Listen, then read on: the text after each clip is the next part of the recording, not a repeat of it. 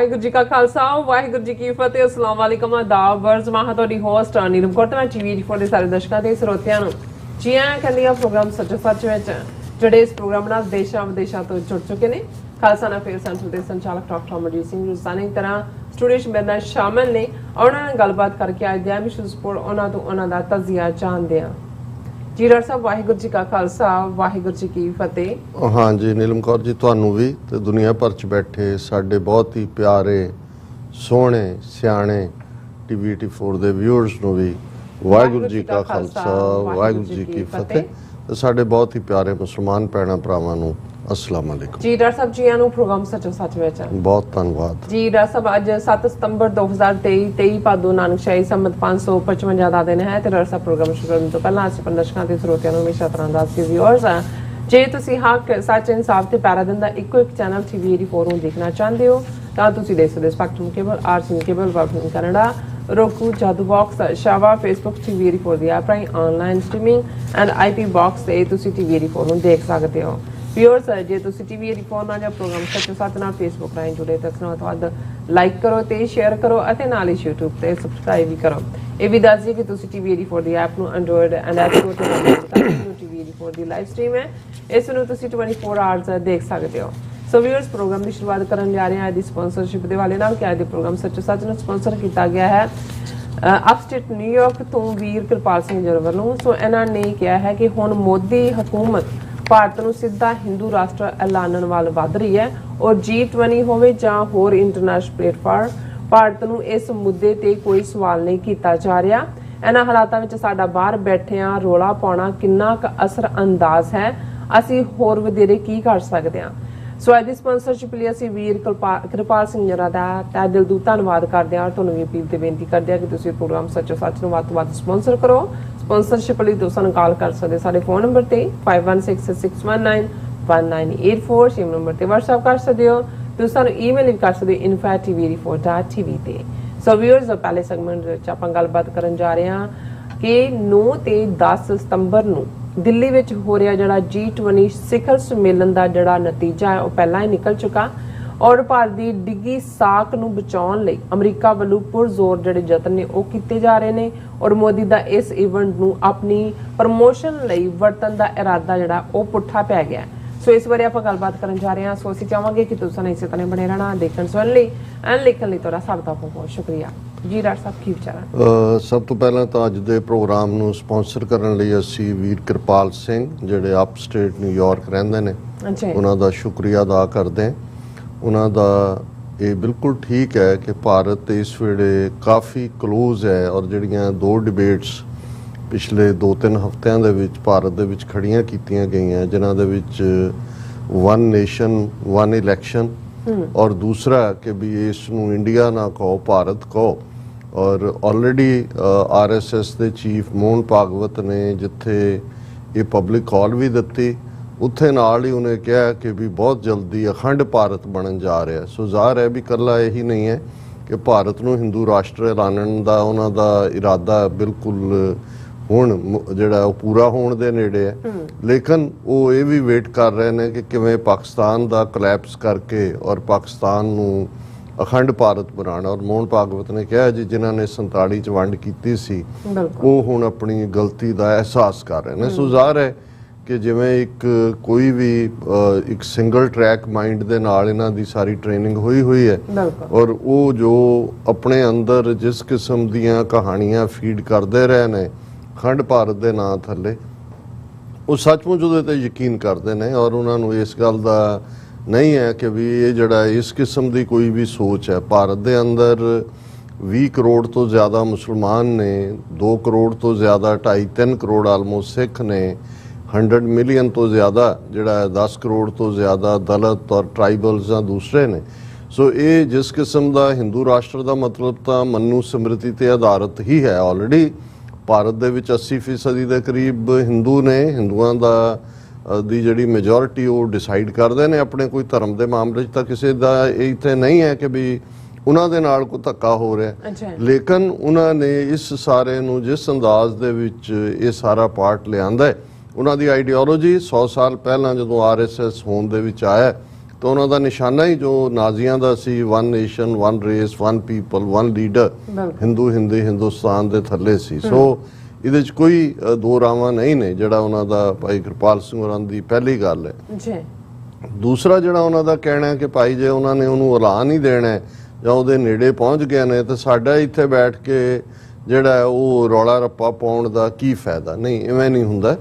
ਰੌਲਾ ਰੱਪਾ ਜਿਹੜਾ ਜਾਂ ਤੁਸੀਂ ਜਦੋਂ ਆਵਾਜ਼ ਚੁੱਕਦੇ ਹੋ, ਇਹ ਚੈਲੰਜ ਬੜਾ ਇੰਪੋਰਟੈਂਟ ਹੁੰਦਾ ਹੈ। ਜਦੋਂ ਚਾਰ ਚਫੇਰੇ ਹਨੇਰਾ ਪਸਰਿਆ ਹੁੰਦਾ ਉਦੋਂ ਜੇ ਇੱਕ ਝੁੱਗੀ ਦੇ ਵਿੱਚ ਕੋਈ ਇੱਕ ਦੀਵਾ ਵੀ ਜਗਾ ਦਿੰਦਾ, ਉਹ ਚਾਨਣ ਜਿਹੜਾ ਹੈ ਉਹ ਹਨੇਰੇ ਨੂੰ ਚੈਲੰਜ ਕਰ ਦਿੰਦਾ ਹੈ, ਔਰ ਫਿਰ ਜਿਹੜੇ ਨੇ ਹੋਰ ਵੀ ਦੀਵੇ ਜਗਣ ਲੱਗ ਜਾਂਦੇ ਨੇ, ਹੋਰ ਵੀ ਚੈਲੰਜ ਹੁੰਦੇ ਨੇ।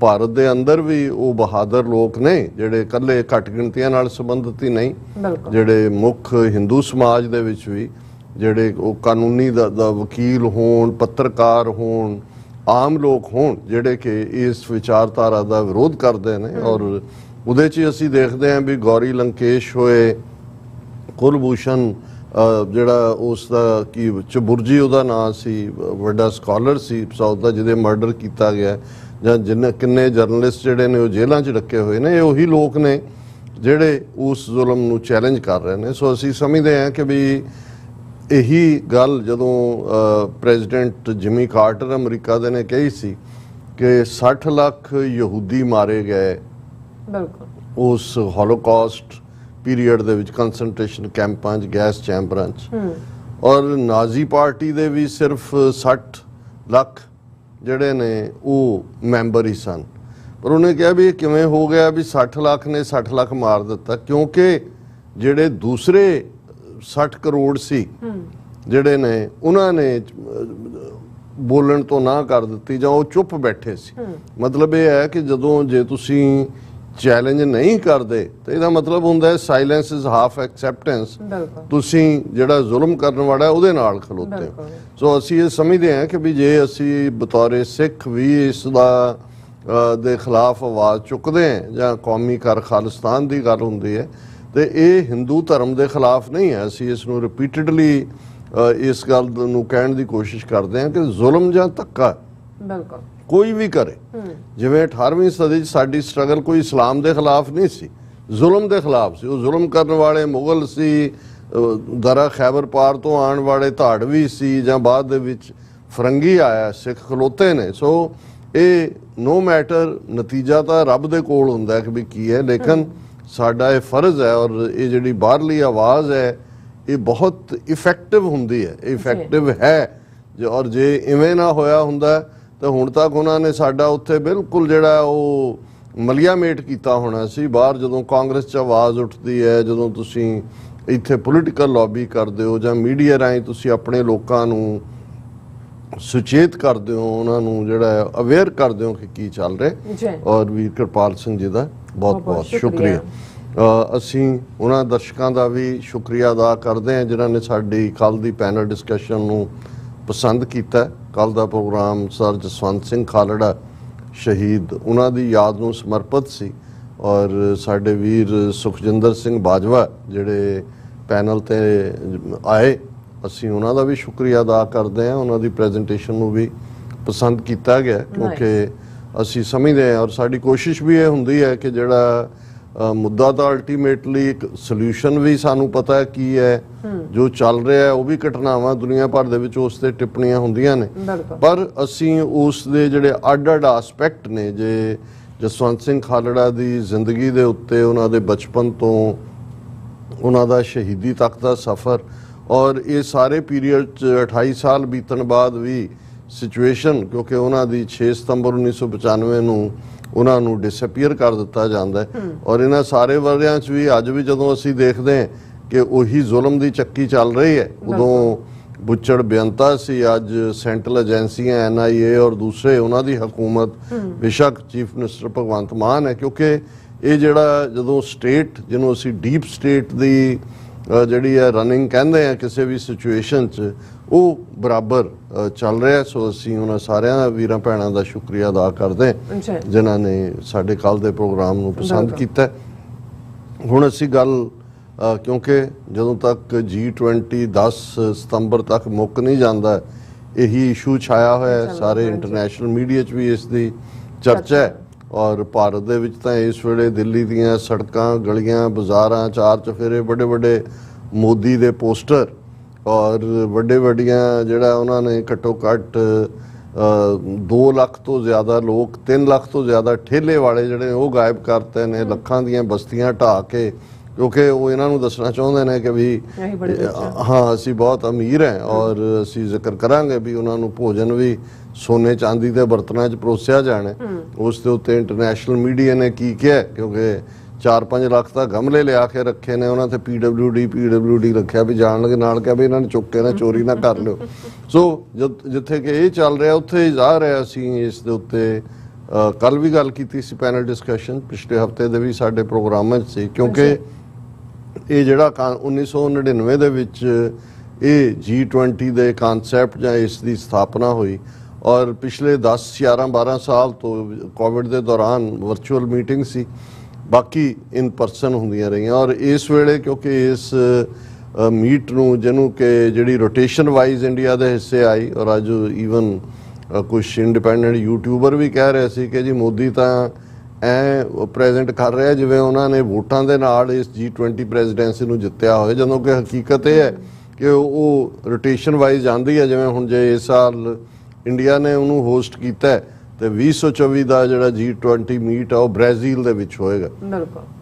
ਇਸ ਤੋਂ ਪਹਿਲਾਂ ਜਿਹੜਾ ਪਿਛਲੇ ਸਾਲ ਸੀ ਉਹ ਬਾਲੀ ਇੰਡੋਨੇਸ਼ੀਆ ਦੇ ਵਿੱਚ ਸੀ। ਸੋ ਉਹਦੇ 'ਚ ਕੋਈ ਇਹ ਕੱਦੂ 'ਚ ਤੀਰ ਮਾਰਨ ਵਾਲਾ ਪਾਰਟ ਨਹੀਂ ਹੈ, ਪਰ ਪ੍ਰੈਜ਼ੈਂਟ ਇਵੇਂ ਹੀ ਕੀਤਾ ਜਾ ਰਿਹਾ। ਔਰ ਦਿੱਲੀ 'ਚ ਵੀ ਬਜਾਏ ਕਿ ਜਿਹੜਾ G20 ਦੇ ਜਿਹੜੇ ਮੁਲਕ ਨੇ ਉਹਨਾਂ ਦੇ ਪ੍ਰੈਜ਼ੀਡੈਂਟਸ ਜਾਂ ਉਹਨਾਂ ਦੇ ਹੈੱਡ ਜਿਹੜੇ ਵੀ 16-17 ਪਾਰਟਿਸਿਪੇਟ ਕਰ ਰਹੇ ਨੇ, ਕਿਉਂਕਿ ਰਸ਼ੀਆ, ਚਾਈਨਾ ਔਰ ਮੈਕਸੀਕੋ ਉਹਨਾਂ ਨੇ ਤਾਂ ਨਾ ਕਰ ਦਿੱਤੀ, ਉਹਨਾਂ ਦੇ ਪ੍ਰੈਜ਼ੀਡੈਂਟਸ ਨੇ ਆਉਣ ਨੇ, ਉਹਨਾਂ ਦੇ ਨੈਕਸਟ ਜਿਹੜੇ ਨੇ ਨੰਬਰ 2 ਇਨ ਕਮਾਂਡ ਉਹ ਲੀਡ ਕਰਨਗੇ ਆਪਣੇ ਡੈਲੀਗੇਸ਼ਨ।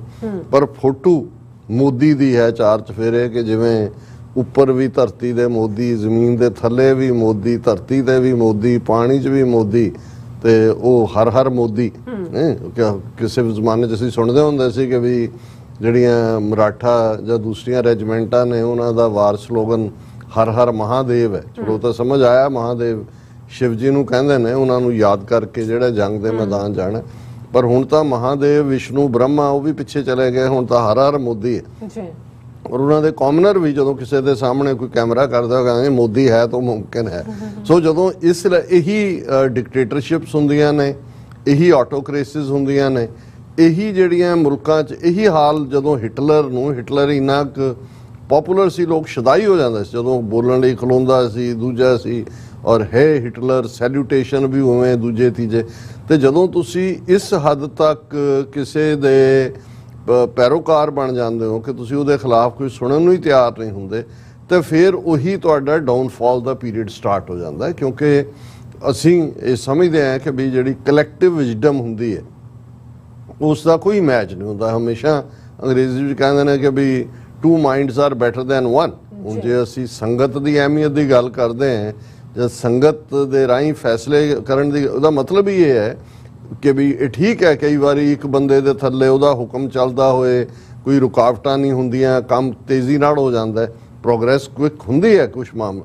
ਪਰ ਅਲਟੀਮੇਟਲੀ ਜਿਹੜਾ ਜਿਸ ਨੂੰ ਇੱਕ ਬ੍ਰਿਟਿਸ਼ ਲਾਰਡ ਨੇ ਕਿਹਾ ਸੀ ਕਿ power corrupts a man and absolute power corrupts absolutely, ਕਿਉਂਕਿ ਜਦੋਂ ਤੁਹਾਡੇ ਦਿਮਾਗ ਨੂੰ ਉਹ ਪਾਵਰ ਚੜ੍ਹ ਜਾਂਦੀ ਹੈ ਫਿਰ ਉਹਦੇ 'ਚੋਂ ਹਿਟਲਰ, ਮੁਸੋਲਿਨੀ, ਇੰਦਰਾ ਗਾਂਧੀ, ਹੁਣ ਇੰਦਰਾ ਗਾਂਧੀ ਦਾ ਵੀ ਜ਼ਮਾਨਾ ਇਹੀ ਸੀ, ਉਦੋਂ ਪ੍ਰੈਜ਼ੀਡੈਂਟ ਸੀ ਕਾਂਗਰਸ ਦਾ DK ਬਰੂਆ ਅਸਾਮ ਤੋਂ, ਤੇ ਉਹਦਾ ਸਲੋਗਨ ਇਹ ਸੀ India is Indira and Indira is India, ਕਿ ਹੋਰ ਤਾਂ ਐਗਜ਼ਿਸਟ ਹੀ ਨਹੀਂ ਕਰਦਾ। ਔਰ ਉਹ ਜਦੋਂ ਐਮਰਜੈਂਸੀ ਤੋਂ ਬਾਅਦ ਉਹਨੇ ਮੁਰਾਰਜੀ ਦੇਸਾਈ ਦੀ ਸਰਕਾਰ ਬਣੀ, ਕਮਿਸ਼ਨ ਬਣਿਆ, ਤੇ ਉਹਦੇ 'ਚ ਇੱਕ ਜਿਹੜਾ ਆ ਕੇ ਉਹਨੇ ਜਿਹੜਾ ਐਵੀਡੈਂਸ ਦਿੱਤੀ, ਉਹਨੇ ਕਿਹਾ ਜੀ ਮਤਲਬ ਇਹ ਤਾਂ ਚੱਲ ਹੀ ਇਹ ਰਿਹਾ ਸੀ, ਦੇਸ਼ ਕੀ ਨੇਤਾ इंदिरा गांधी, युवकों का नेता संजय गांधी, बच्चों का नेता राहुल गांधी, बाढ़ में जाए महात्मा गांधी। ਉਹਨੇ ਕਿਹਾ ਜੀ ਇਹ ਤਾਂ ਹੈ ਹੀ ਇਹ ਸੀ। ਫਿਰ ਅਸੀਂ ਦੇਖਦੇ ਹਾਂ ਵੀ ਐਂਡ ਉਹੀ ਜਿਹੜਾ ਉਹਦਾ ਹੰਕਾਰ ਸੀ ਉਹਨੇ ਹੀ ਉਹਨੂੰ ਉਸ ਪਾਸੇ ਲਿਆਂਦਾ ਕਿ ਜੋ ਜੂਨ 84 'ਚ ਉਹਨੇ ਟੈਂਕਾਂ ਤੋਪਾਂ ਦੇ ਨਾਲ ਹਮਲਾ ਕਰਕੇ ਸਿੱਖ ਨੇਸ਼ਨ ਦੇ ਸਰਵਨਾਸ਼ ਦੀ ਜੰਗ ਵਿੱਢੀ ਔਰ ਕੁਝ ਮਹੀਨਿਆਂ ਦੇ ਵਿੱਚ ਉਸ ਦਾ ਅੰਤ ਹੋਇਆ। ਕਿਉਂਕਿ ਇਵੇਂ ਹੀ ਹੁੰਦਾ, ਹਿਟਲਰ ਦਾ ਵੀ ਇਵੇਂ ਹੀ ਅੰਤ ਹੋਇਆ ਮੁਸੋਲਿਨੀ ਦਾ ਵੀ ਇਵੇਂ ਹੀ ਹੋਇਆ ਜੇ ਅਸੀਂ 20ਵੀਂ ਸਦੀ ਦੇ ਇਹਨਾਂ ਦੀ ਗੱਲ ਕਰੀਏ। ਲੇਕਿਨ ਅਨਫੋਰਚੂਨੇਟਲੀ ਅਮਰੀਕਾ ਵਰਗਾ ਮੁਲਕ ਜਿਸ ਨੂੰ ਹਿਊਮਨ ਰਾਈਟਸ ਦੇ ਮੁੱਦੇ ਦੇ ਉੱਤੇ ਹਮੇਸ਼ਾ ਚੈਂਪੀਅਨ ਕਿਹਾ ਜਾਂਦਾ ਰਿਹਾ, ਅਸੀਂ ਵੀ ਇਸ ਮੁਲਕ 'ਚ ਆਏ ਔਰ ਸਾਨੂੰ ਹਮੇਸ਼ਾ ਹੀ ਇਹ ਫਖਰ ਰਿਹਾ ਕਿ ਵੀ ਅਮਰੀਕਾ ਜਿਹੜਾ ਹੈ ਉਹ ਹਿਊਮਨ ਰਾਈਟਸ ਦਾ ਚੈਂਪੀਅਨ ਹੈ। ਮੈਂ 80ਵਿਆਂ ਦੀ ਗੱਲ ਕਰਦਾ ਹਾਂ, ਲੇਟ 80s ਦੀ। ਪਰ ਹੁਣ ਬਹੁਤ ਕੁਝ ਬਦਲ ਗਿਆ ਔਰ ਜਿਵੇਂ ਕੱਲ ਦੀ ਡਿਸਕਸ਼ਨ 'ਚ ਵੀ ਸੀ ਕਿ ਵੀ 70s 80s ਤੱਕ ਜਿਹੜਾ ਹਿਊਮਨ ਰਾਈਟਸ ਨੂੰ ਇੱਕ ਮੁੱਦੇ ਦੇ ਤੌਰ ਤੇ ਇਸਤੇਮਾਲ ਕੀਤਾ ਜਾਂਦਾ ਸੀ ਕਿ ਜੇ ਕੋਈ ਮੁਲਕ ਹਿਊਮਨ ਰਾਈਟਸ ਵਾਇਓਲੇਸ਼ਨਸ ਕਰਦਾ ਹੈ ਉਸ ਦੇ ਉੱਤੇ ਆਰਥਿਕ ਪਾਬੰਦੀਆਂ ਲਾਈਆਂ ਜਾਂਦੀਆਂ ਸੀ, ਇਕਨੋਮਿਕਲ ਸੈਂਕਸ਼ਨਸ। ਇਕਨੋਮਿਕਲ ਸੈਂਕਸ਼ਨਸ ਦਾ ਵੈਪਨ ਸੀ ਮੁਲਕਾਂ ਨੂੰ ਚੈੱਕ 'ਚ ਰੱਖਣ ਲਈ ਕਿ ਬਈ ਤੁਹਾਨੂੰ ਇਸੇ ਹੀ ਇਕਨੋਮਿਕਲ ਸੈਂਕਸ਼ਨਸ ਔਰ ਦੂਸਰੀਆਂ ਦੇ ਥੱਲੇ ਹੀ ਸਾਊਥ ਅਫਰੀਕਾ ਜਿੱਥੇ ਕਿ ਅਪਾਰਥਾਈਡ ਸੀ, ਗੋਰੇ ਬੜੀ ਥੋੜੀ ਗਿਣਤੀ 'ਚ ਸੀ ਪਰ ਉਹਨਾਂ ਨੇ ਕਾਲਿਆਂ ਦੇ ਮੁਲਕ ਤੇ ਕਬਜ਼ਾ ਕੀਤਾ ਹੋਇਆ ਸੀ। ਨੈਲਸਨ ਮੰਡੇਲਾ ਨੂੰ 26-27 ਸਾਲ ਸਲਾਖਾਂ ਦੇ ਪਿੱਛੇ ਡੱਕਿਆ ਹੋਇਆ ਸੀ।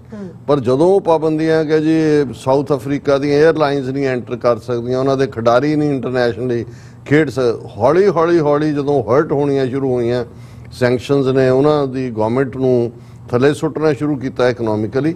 ਫਿਰ ਉਹਨਾਂ ਨੇ ਉਹ ਸਾਰਾ ਕੁਝ ਤੋੜਿਆ, ਨੈਲਸਨ ਮੰਡੇਲਾ ਨੂੰ ਛੱਡਿਆ, 1 person 1 vote ਦਾ ਕਨਸੈਪਟ ਆਇਆ।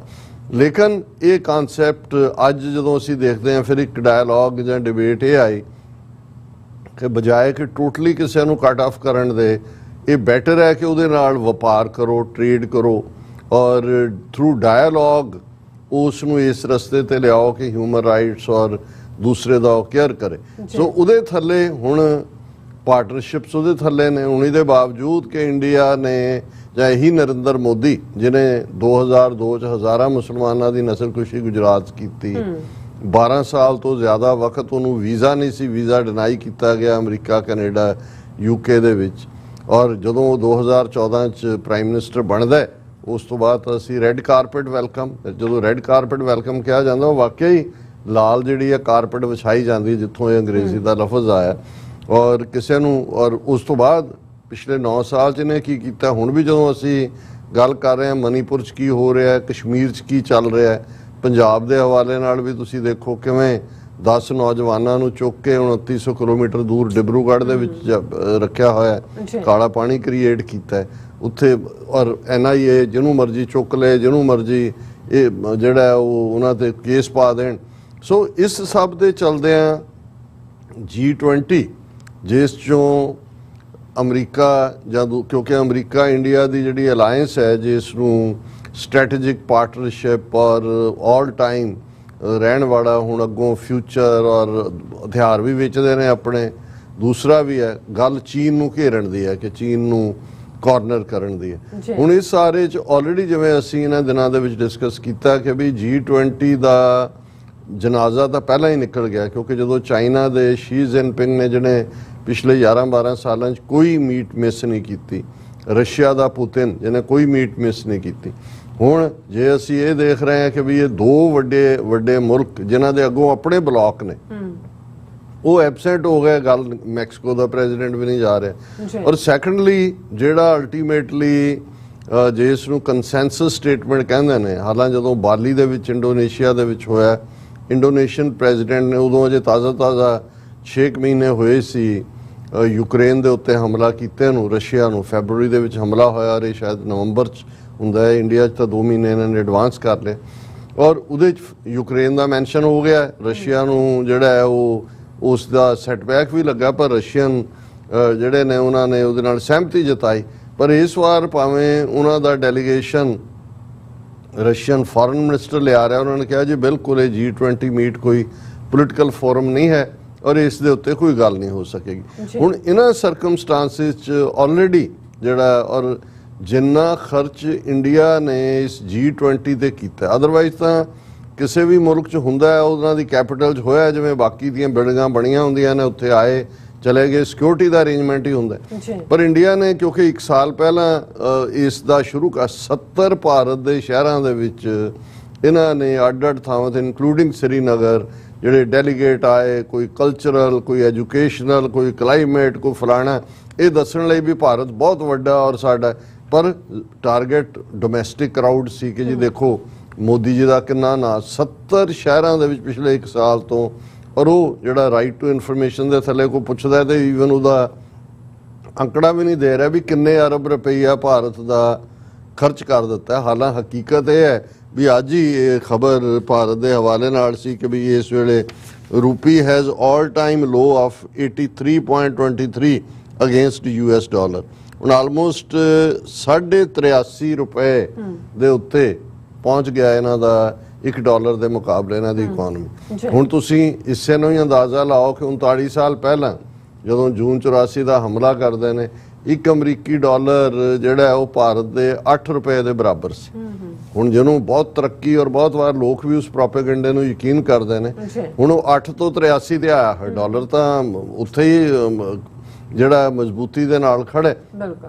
ਸੋ ਪ੍ਰੋਗਰੈਸ ਕਿਹੜੇ ਪਾਸਿਓਂ ਹੋ ਰਹੀ ਹੈ? ਜਿਸ ਚੀਨ ਦੇ ਨਾਲ ਮੁਕਾਬਲਾ ਕਰਦੇ ਸੀ ਕਿ ਜੀ 2025 ਚ ਅਸੀਂ ਚੀਨ ਨੂੰ ਪਿੱਛੇ ਛੱਡ ਜਾਾਂਗੇ, 2050 ਚ ਅਮਰੀਕਾ ਨੂੰ ਪਿੱਛੇ ਛੱਡ ਦਾਂਗੇ, ਛੱਡਿਆ ਤਾਂ ਸਹੀ ਚੀਨ ਨੂੰ ਪਿੱਛੇ ਨਿਆਣੇ ਜੰਮਣ ਦੇ ਮਾਮਲੇ 'ਚ। ਹੁਣ ਇੰਡੀਆ ਜਿਹੜਾ ਹੈ ਪਾਪੂਲੇਸ਼ਨ ਵਾਈਜ਼ ਉਹਨਾਂ ਤੋਂ, ਤੇ ਚੀਨ ਦੀ ਇਕਨੋਮੀ 20-21 ਟ੍ਰਿਲੀਅਨ ਡਾਲਰ ਹੈ, ਇਹਨਾਂ ਦੀ 2.5 ਜਾਂ 3 ਟ੍ਰਿਲੀਅਨ ਦੇ ਡਾਲਰ ਦੇ ਨੇੜੇ ਤੇੜੇ ਘੁੰਮ ਰਹੀ ਹੈ। ਕਹਿਣ ਨੂੰ ਭਾਵੇਂ 4 ਕਹੀ ਜਾਣੇ, ਪਰ 3 ਟ੍ਰਿਲੀਅਨ ਦੇ ਸੁਬਰਾਮਨੀਅਮ ਸਵਾਮੀ ਦੀ ਫਿਗਰ ਹੈ। ਹੁਣ ਇਸ ਸਾਰੇ ਦੇ ਚੱਲਦੇ ਆ ਜਿਹੜਾ ਈਵਨ ਇਹਦੇ ਚੋਂ ਇਹ ਆਪਣਾ ਬੱਲੇ ਬੱਲੇ ਕੱਢਣਾ ਚਾਹੁੰਦੇ ਸੀ, ਉਹ ਤਾਂ ਕੋਈ ਨਜ਼ਰ ਨਹੀਂ ਆਉਂਦਾ। ਔਰ ਇਹ ਈਵਨ ਦਾ ਹਿੰਦੂ ਜਿਹੜੀ ਪ੍ਰੋਮੀਨੈਂਟ ਅਖਬਾਰ ਹੈ ਤਮਿਲਨਾਡੂ ਦੀ, उसने उसका एडिटोरियल है building consensus on the G20 summit in Delhi, India's presidency. The success of G20 summit hinges on a truce among fractious parties. ਉਹਨਾਂ ਦਾ ਇਹ ਹੈ ਕਿ ਵੀ ਇਹ ਜਿਸ ਕਿਸਮ ਦੀ ਫ੍ਰੈਕਸ਼ਨ ਇਹ ਸਾਰਾ ਹੋ ਗਿਆ, ਰਸ਼ੀਆ ਚਾਈਨਾ ਵੈਸੇ ਐਬਸੈਂਟ ਹੋ ਗਏ। ਔਰ ਇਹ ਜਿਹੜੀ 2 ਦਿਨਾਂ ਦੀ ਸਮਿਟ ਤੋਂ ਬਾਅਦ ਜਿਹੜੀ ਇੱਕ ਡੈਕਲੇਰੇਸ਼ਨ ਜਾਰੀ ਕੀਤੀ ਜਾਂਦੀ ਹੈ ਵੀ ਉਹਨਾਂ ਨੇ ਕਿਹਾ ਵੀ ਉਹਦੇ ਲਈ ਵੀ ਕੰਸੈਂਸਸ ਬਣਾਉਣੀ ਬਹੁਤ ਔਖੀ ਹੋਏਗੀ। ਔਰ ਇਹ ਹੋ ਸਕਦਾ ਹੈ ਕਿ ਜਸਟ ਸਿੰਪਲ ਸਟੇਟਮੈਂਟ ਦੇ ਨਾਲ ਹੀ ਗੱਲ ਮੁੱਕ ਜਾਏ, ਕਿਉਂਕਿ ਅਮਰੀਕਾ ਦੀ ਇਨਸਿਸਟੈਂਸ ਹੋਏਗੀ ਕਿ ਵੀ ਯੂਕਰੇਨ ਦਾ ਮੈਂਸ਼ਨ ਹੋਏ ਕਿ ਰਸ਼ੀਆ ਹਮਲਾਵਰ ਹੈ, ਇਸੇ ਤਰ੍ਹਾਂ ਬਾਕੀ ਮੁਲਕਾਂ ਦੇ ਕੰਸਰਨ ਹੋਣਗੇ। ਔਰ ਇਸ ਐਡੀਟੋਰੀਅਲ 'ਚ ਬਹੁਤ ਸਾਰਾ ਜਿਹੜੇ ਕਲਾਈਮੇਟ ਇਸ਼ੂ ਨੇ, ਦੂਜੇ ਨੇ ਐਨਵਾਇਰਨਮੈਂਟਲੀ ਜਿਹੜਾ ਹੈ ਉਹ ਕੌਣ ਕੀ ਮੰਨ ਰਿਹਾ, ਕਿਉਂਕਿ ਇਹਦੀ ਕਾਫੀ ਬਰੋਡਰ ਇਹਨਾਂ ਦਾ ਜਿਹੜਾ ਏਜੰਡਾ ਹੈ। ਲੇਕਿਨ ਇਹ ਸਾਰੇ ਦੇ ਚੱਲਦਿਆਂ ਯੂਕਰੇਨ ਕਨਫਲਿਕਟ ਦੇ ਉੱਤੇ ਵੀ ਇਸ ਦੀ ਕੰਸੈਂਸਸ ਬਣਨ ਦੇ ਚਾਂਸਸ ਘੱਟ ਨੇ। ਇਸੇ ਤਰ੍ਹਾਂ ਈਵਨ ਕਲਾਈਮੇਟ, ਕਾਰਬਨ ਲੈਵਲ ਕਿੱਥੇ ਕੀ ਹੈ, ਇਹ ਸਾਰੇ ਦੇ ਚੱਲਦੇ ਆ ਜਿਹੜਾ ਅਮਰੀਕਾ ਨੇ ਫਿਰ ਵੀ ਜਿਹਨੂੰ ਕਹਿੰਦੇ ਨੇ to provide a fig leaf, ਇਹ ਐਕਸਪ੍ਰੈਸ਼ਨ ਹੈ ਕਿ ਇੱਕ ਨੰਗੇ ਬੰਦੇ ਨੂੰ ਉਹਦਾ ਨੰਗੇਜ਼ ਢੱਕਣ ਲਈ ਉਹ ਜੈਤੂਨ ਦਾ ਪੱਤਾ ਫਿਗ ਲੀਫ ਉਹਨੂੰ ਆਫਰ ਕਰਨਾ। ਹੁਣ US ਦੇ ਪ੍ਰੈਜ਼ੀਡੈਂਟ ਬਾਈਡਨ ਦੀ US committed to ensuring India host successful G20 summit White House. ਹੁਣ ਇਹ ਜਿਹੜੀ ਇਸ ਵੇਲੇ ਸਾਰੀ ਡੈਸਪਰੇਸ਼ਨ ਚੱਲ ਰਹੀ ਹੈ, ਇਸ ਸਾਰੇ ਦੇ ਚੱਲਦੇ ਆ ਅਮਰੀਕਾ ਨੂੰ ਲੱਗਾ ਵੀ ਇਹ ਬਿਲਕੁਲ ਹੀ ਨਾ ਕਿਤੇ ਹਾਰਟ ਅਟੈਕ ਹੀ ਨਾ ਹੋ ਜਾਏ ਇਹਨੂੰ। ਉਹਨਾਂ ਨੇ ਜਿਹੜੀ ਹੈ ਉਹ ਕੰਸੀਲੇਟਰੀ ਸਟੇਟਮੈਂਟ ਦਿੱਤੀ ਹੈ ਕਿ ਜੀ ਅਸੀਂ ਇਸ ਗੱਲ ਲਈ, ਬਾਈਡਨ ਅੱਜ ਨਿਕਲ ਗਿਆ ਹੋਣਾ, ਉਹਨੇ ਜਾਣਾ ਸੀ, ਉਹਦੀ ਵਾਈਫ ਨੂੰ ਤਾਂ ਕੋਵਿਡ ਹੋ ਗਿਆ 19। ਹੁਣ 80 ਸਾਲਾਂ ਦਾ ਬਾਈਡਨ ਹੈ, ਚਲੋ ਠੀਕ ਠਾਕ ਆ ਜਾਏ ਉੱਥੋਂ, ਖਾਂਸੀ ਖੁੰਸੀ ਤੋਂ ਬਚ ਕੇ ਆਏ। ਤਾਂ ਦਿੱਲੀ ਦਾ ਇਸ ਵੇਲੇ ਪੋਲਿਊਸ਼ਨ ਲੈਵਲ ਦਾ ਮੋਸਟ ਜਿਹੜੀ ਹੈ ਪੋਲਿਊਟਡ ਸਿਟੀ ਇਨ ਦਾ ਵਰਲਡ। ਔਰ ਪਿਛਲੇ ਦਿਨਾਂ 'ਚ ਹੀ ਉਹਨਾਂ ਦੀ ਜਿਹੜੀ ਸ਼ਿਕਾਗੋ ਦੀ ਕਲਾਈਮੇਟ ਦੇ ਉੱਤੇ ਆਪਣੀ ਰਿਪੋਰਟ ਦੇਣ ਵਾਲੀ ਏਜੰਸੀ ਹੈ, ਉਹਨਾਂ ਨੇ ਕਿਹਾ ਸੀ ਵੀ ਕਿੰਨੇ 13 ਸਾਲ ਲਾਈਫ ਐਕਸਪੈਕਟੈਂਸੀ ਘੱਟ ਹੈ ਦਿੱਲੀ 'ਚ। ਔਰ ਇਹਦਾ ਸਾਨੂੰ ਫਿਕਰ ਹੈ, ਸਾਡਾ ਪ੍ਰੈਜ਼ੀਡੈਂਟ ਹੈ ਭਾਈ ਗਿਆ ਕਿਤੇ ਖਾਊ ਖਾਊ ਕਰਦਾ ਹੀ ਨਾ ਆਏ। ਤੇ ਲੇਕਿਨ ਉਹਨਾਂ ਨੇ ਉਹਦਾ ਇੰਡੀਆ ਦਾ ਹੌਸਲਾ ਦੇਣ ਲਈ ਜ਼ਰੂਰ ਕਿਹਾ ਕਿ ਜੀ ਅਸੀਂ ਕਮਿਟਡ ਹੈ ਜਿਹੜਾ ਇਸ ਦੀ ਜਿਹੜੀ ਹੈ ਸਕਸੈਸ ਦੇ ਲਈ। US is committed to ensuring that India hosts a successful G20 summit, the White House has said, ahead of President Joe Biden's departure for New Delhi to attend the global summit। और उन्हें ਜਿਹੜਾ ਪਹਿਲੇ ਦਿਨ ਜਦੋਂ 8 ਸਤੰਬਰ ਨੂੰ ਮੋਦੀ ਔਰ Biden ਦੀ ਮੁਲਾਕਾਤ ਹੋਏਗੀ ਔਰ ਬਾਅਦ ਦੇ ਵਿੱਚ ਉਹ ਪਾਰਟਿਸਿਪੇਟ ਕਰੇਗਾ। ਔਰ we commend prime minister Modi for his leadership of G20 this year and we are committed to helping ensure that India, ਉਹੀ ਗੱਲ ਬਾਰ-ਬਾਰ ਰਿਪੀਟ ਕਰ ਰਹੇ ਨੇ। ਔਰ ਇਸ ਚੋਂ ਅਸੀਂ ਇਹੀ ਕੱਢ ਸਕਦੇ ਹਾਂ ਕਿ ਵੀ ਇਕੱਲਾ ਇਹੀ ਨਹੀਂ, ਹੁਣ ਇਹਨਾਂ ਨੂੰ ਲੱਗਦਾ ਕਿ ਵੀ ਇੰਡੀਆ ਨੂੰ ਕਿ ਨਿਰਾਸ਼ਾ ਨਿਕਲੇਗੀ ਤੇ ਹੁਣ ਇਸ ਤੋਂ ਬਾਅਦ 26 ਜਨਵਰੀ ਆਉਣੀ ਹੈ ਤੇ ਇੰਡੀਆ ਨੇ ਇਨਵਾਈਟ ਕਰ ਲਿਆ ਕਿ ਜਿਹੜੇ ਕੁਆਡ ਦੇ ਲੀਡਰ ਨੇ, ਕੁਆਡ ਦੇ ਮੈਂਬਰ ਨੇ, ਕੁਆਡ ਦੇ ਵਿੱਚ ਅਮਰੀਕਾ ਹੈ, ਜਾਪਾਨ ਹੈ, ਆਸਟ੍ਰੇਲੀਆ ਹੈ ਤੇ ਇੰਡੀਆ ਹੈ, 4 ਤੇ ਇੰਡੀਆ 'ਚ ਤਾਂ ਹੋਣੀ ਹੈ parade republic day. India keen on having quad leaders as chief guests for 2024 republic day parade। ਉਹਨਾਂ ਨੇ ਕਿਹਾ ਜੀ ਚਲੋ ਹੁਣ ਇੱਥੇ ਤਾਂ ਭਾਵੇਂ ਕੁਝ ਬਣੇ ਜਾਂ ਨਾ ਬਣੇ, ਤੁਹਾਨੂੰ ਸਮੋਸੇ ਟਿੱਕੀਆਂ ਤੇ ਖਵਾ ਦਿਆਂਗੇ, ਲੇਕਿਨ ਤੁਸੀਂ ਆਓ ਸਾਡੇ 26 ਜਨਵਰੀ ਦੀ ਪਰੇਡ ਤੇ। ਕੁਆਡ ਦੇ ਸਾਰੇ ਕਿ ਅਮਰੀਕਾ ਦਾ ਪ੍ਰੈਜ਼ੀਡੈਂਟ ਵੀ ਆਏ, ਆਸਟ੍ਰੇਲੀਆ ਦਾ ਵੀ ਆਏ, ਜਾਪਾਨ ਦਾ ਵੀ ਆਇਆ। ਹਾਲਾਂ ਜਾਪਾਨ ਵਾਲਿਆਂ ਨੇ ਤਾਂ ਮਾਜ਼ਰਤ ਕਰ ਲਈ ਹੈ, ਉਹਨਾਂ ਨੇ ਕਿਹਾ ਕਿ ਜੀ ਇਹ ਤਾਂ ਸਾਡਾ ਜਨਵਰੀ 26 ਨੂੰ ਸਾਡਾ ਵੀ ਦਿਨ ਹੁੰਦਾ ਹੈ, ਕਿਉਂਕਿ ਆਸਟ੍ਰੇਲੀਆ ਡੇ ਜਿਹੜਾ ਜਨਵਰੀ 26 ਨੂੰ ਓਬਜ਼ਰਵ ਕੀਤਾ ਜਾਂਦਾ। ਹਾਲਾਂ ਬਾਈਡਨ ਹੁਣ ਜਾ ਕੇ ਜੇ ਠੀਕ ਠਾਕ ਆ ਗਿਆ ਤਾਂ ਬਹੁਤ ਚੰਗਾ ਹੈ, ਔਰ ਉਹਨੇ ਤਾਂ ਕੀ ਜਾਣਾ 26 ਜਨਵਰੀ ਨੂੰ, ਵਿਚਾਰਾ ਆਪ ਹੀ ਉਸ ਦਾ। ਲੇਕਿਨ ਇੱਕ ਪਾਸੇ ਇਹ ਨਿਕਲ ਰਿਹਾ ਜਲੂਸ ਇਹਨਾਂ ਦਾ, ਰਾਹੁਲ ਗਾਂਧੀ ਯੂਰਪ 'ਚ ਪਹੁੰਚਿਆ ਹੋਇਆ। Rahul Gandhi hold talks with European parliament members in Brussels.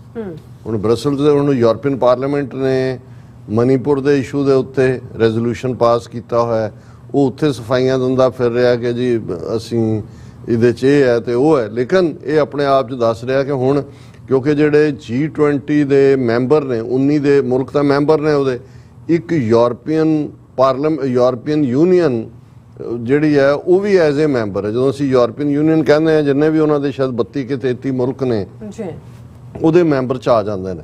ਸੋ ਇਹ ਮੁਲਕ ਜਿਹੜੇ ਨੇ ਉਹ ਆਲਮੋਸਟ 50 ਤੋਂ ਜ਼ਿਆਦਾ ਹੋ ਜਾਂਦੇ ਨੇ। ਇਸੇ ਤਰ੍ਹਾਂ ਹੁਣ ਇਹਨਾਂ ਨੇ, ਮੋਦੀ ਨੇ ਔਰ ਅਮਰੀਕਾ ਨੇ ਐਫਰਟ ਕਰਕੇ ਜਿਹੜਾ ਅਫਰੀਕਨ ਯੂਨੀਅਨ ਹੈ ਉਹਨੂੰ ਵੀ G20 ਦਾ ਜਿਹੜਾ ਹੈ ਉਹ ਇਸ ਜਿਹੜੀ ਦਿੱਲੀ 'ਚ ਸਮਿਟ ਹੋਣੀ ਆ ਉਹਦੇ 'ਚ ਮਤਾ ਮੂਵ ਕਰਨਗੇ ਵੀ ਉਹਨੂੰ ਮੈਂਬਰ ਬਣਾ ਲੈਣ। ਤੇ ਫਿਰ ਜੇ ਉਹ ਅਫਰੀਕਨ ਵਾਲੇ ਆ ਜਾਂਦੇ ਨੇ ਤਾਂ ਫਿਰ ਤਾਂ ਅੱਧੀ ਯੂਨਾਈਟਿਡ ਨੇਸ਼ਨਸ ਦੇ ਮੁਲਕਾਂ ਵਾਲਾ ਹੋ ਜਾਏਗਾ। ਪਰ ਇਸ ਸਾਰੇ ਦੇ ਚੱਲਦੇ ਆ ਜਿਹੜਾ ਉਹਦੇ 'ਚੋਂ ਇਹਨਾਂ ਦਾ ਡਿਜ਼ਾਇਰਡ ਕੁਝ ਕੱਢਣਾ ਸੀ, ਜਿਵੇਂ ਤੁਸੀਂ ਕਿਹਾ ਕਿ ਵੀ ਮੋਦੀ ਨੇ ਜਿਹੜਾ ਆਪਣਾ ਸੌਦਾ ਵੇਚਣਾ ਸੀ, ਸੈਲਫ ਪ੍ਰਮੋਸ਼ਨ, ਉਹਨੂੰ ਲੈ ਕੇ 2024 ਦੀਆਂ ਚੋਣਾਂ 'ਚ ਵੀ, ਔਰ ਦੂਜਾ ਉਹ ਬਹੁਤ ਸਾਰੀ ਫੂਕ ਨਿਕਲ ਗਈ ਹੈ। ਔਰ ਜੇ ਸਿੱਖ ਨੁਕਤਾ ਨਿਗਾਹ ਤੋਂ ਅਸੀਂ ਦੇਖੀਏ ਕਿ ਵੀ ਜਿਹੜਾ ਮਾਈਨੋਰਿਟੀਜ਼ ਨੇ ਆਪਣੀ ਆਵਾਜ਼ ਚੁੱਕਣ ਦੇ ਲਈ, ਜਿਹਦੇ 'ਚ ਦਲ ਖਾਲਸਾ, ਸ਼੍ਰੋਮਣੀ ਅਕਾਲੀ ਦਲ ਅੰਮ੍ਰਿਤਸਰ, ਦਿੱਲੀ ਦੇ ਪ੍ਰੈਸ ਕਲੱਬ ਦੇ ਵਿੱਚ ਕਾਨਫਰੰਸ ਰੱਖੀ ਹੋਈ ਸੀ, ਉਹ ਉਹਨਾਂ ਨੇ, ਕਿਉਂਕਿ ਉਸ ਪ੍ਰੈਸ ਕਲੱਬ ਦਾ ਇੰਚਾਰਜ ਸਪੀਕਰ ਹੁੰਦਾ ਇੰਡੀਅਨ ਪਾਰਲੀਮੈਂਟ ਦਾ, ਸੋ ਉਹਨਾਂ ਨੇ ਉਹ ਛੁੱਟੀਆਂ ਹੀ ਕਰਤੀਆਂ 4-5 ਦਿਨ ਕਿ ਵੀ ਜਾਓ। ਸੋ ਉਸ ਦੇ ਉੱਤੇ ਸਰ ਸਿਮਰਨਜੀਤ ਸਿੰਘ ਮਾਨ ਔਰ ਕੰਵਰਪਾਲ ਸਿੰਘ ਦਲ ਖਾਲਸਾ ਉਹਨਾਂ ਨੇ ਕਾਫੀ ਇਹਨੂੰ ਕੰਡੈਮ ਕੀਤਾ। ਉਹਨਾਂ ਨੇ ਕਿਹਾ ਕਿ ਵੀ ਇਹ ਕਿਹੋ ਜਿਹੀ ਜਮਹੂਰੀਅਤ ਹੈ ਜਿੱਥੇ ਕਿ ਅਸੀਂ ਆਪਣੀ ਗੱਲ ਵੀ ਨਹੀਂ ਕਹਿ ਸਕਦੇ। ਸੋ ਹੁਣ ਤਾਂ ਅਸੀਂ ਜਿਹੜਾ ਉਹ ਹਮਦਰਦੀ ਦੇ ਹੀ 4 ਲਫ਼ਜ਼ ਕਹਿ ਸਕਦੇ ਹਾਂ ਕਿ ਭਾਈ ਜਿਹੜਾ ਨਾਤੀ ਧੋਤੀ ਰਹਿ ਗਈ ਤੇ ਨੱਕ ਤੇ ਮੱਖੀ ਬਹਿ ਗਈ। ਹੁਣ ਇਹੀ ਹੈ ਜਿਹੜਾ ਮੋਦੀ ਦੇ ਹਾਲ ਨੂੰ ਬਿਆਨਦਾ ਹੈ। ਜੀ ਰਾਜ ਸਾਹਿਬ ਤੁਹਾਡਾ ਬਹੁਤ ਸ਼ੁਕਰੀਆ। ਸੋ ਤੁਹਾਡੇ ਨੇ ਬ੍ਰੇਕ ਔਰ ਬ੍ਰੇਕ ਤੇ ਜਾਣ ਤੋਂ ਪਹਿਲਾਂ ਅਸੀਂ ਦਰਸ਼ਕਾਂ ਤੇ ਸਰੋਤਿਆਂ ਨੂੰ ਅਪੀਲ ਤੇ ਬੇਨਤੀ ਕਰਦੀ ਹਾਂ ਔਰ ਸਰ ਜਿਸ ਤਰ੍ਹਾਂ ਤੁਸੀਂ ਜਾਣਦੇ ਹੋ ਕਿ TV 84 ਇੱਕ ਪੰਥਕ ਚੈਨਲ ਹੈ। TV 84 ਦੀ ਚੜ੍ਹਦੀ ਕਲਾ ਲਈ ਵੱਧ ਤੋਂ ਵੱਧ ਡੋਨੇਟ ਕਰੋ। ਡੋਨੇਟ ਕਰਨ ਲਈ ਸਾਡੀ ਵੈਬਸਾਈਟ tv84.tv ਤੇ ਜਾ ਕੇ ਪੇਪਲ ਦੀ ਵਰਤੋਂ ਕਰਕੇ ਵਨ ਟਾਈਮ ਡੋਨੇਟ ਕਰ ਸਕਦੇ ਹੋ, ਮੰਥਲੀ ਡੋਨੇਟ ਵੀ ਕਰ ਸਕਦੇ ਹੋ। ਤੁਸੀਂ TV 84 ਦੇ ਨਾਮ ਤੇ ਚੈੱਕ ਬਣਾ ਕੇ ਸਾਨੂੰ ਮੇਲ ਵੀ ਕਰ ਸਕਦੇ ਹੋ ਸਾਡੇ ਇਸ ਪਤੇ ਤੇ 36-0137 ਲੌਂਗ ਆਈਲੈਂਡ ਸਿਟੀ, ਨਿਊਯਾਰਕ 11101 USA, ਜਾਂ ਫਿਰ ਤੁਸੀਂ ਸਾਨੂੰ ਫੋਨ ਰਾਹੀਂ ਵੀ ਸੰਪਰਕ ਕਰ ਸਕਦੇ ਹੋ 5166619194। ਤੁਸੀਂ ਸਾਨੂੰ ਈਮੇਲ ਵੀ ਕਰ ਸਕਦੇ ਹੋ info@tv84.tv ਤੇ। ਅਸੀਂ ਤੁਹਾਡੇ ਤਹਿ ਦਿਲ ਤੋਂ ਸ਼ੁਕਰਗੁਜ਼ਾਰ ਹੋਵਾਂਗੇ। ਸੋ ਲੈਣ ਬ੍ਰੇਕ ਵਿਊਅਰਸ, ਤੁਸੀਂ ਸਾਨੂੰ ਇਸੇ ਤਰ੍ਹਾਂ ਬਣੇ ਰਹਿਣਾ। ਮਿਲਦੇ ਹਾਂ ਛੋਟੇ ਜਿਹੇ ਵਕਫੇ ਤੋਂ ਬਾਅਦ।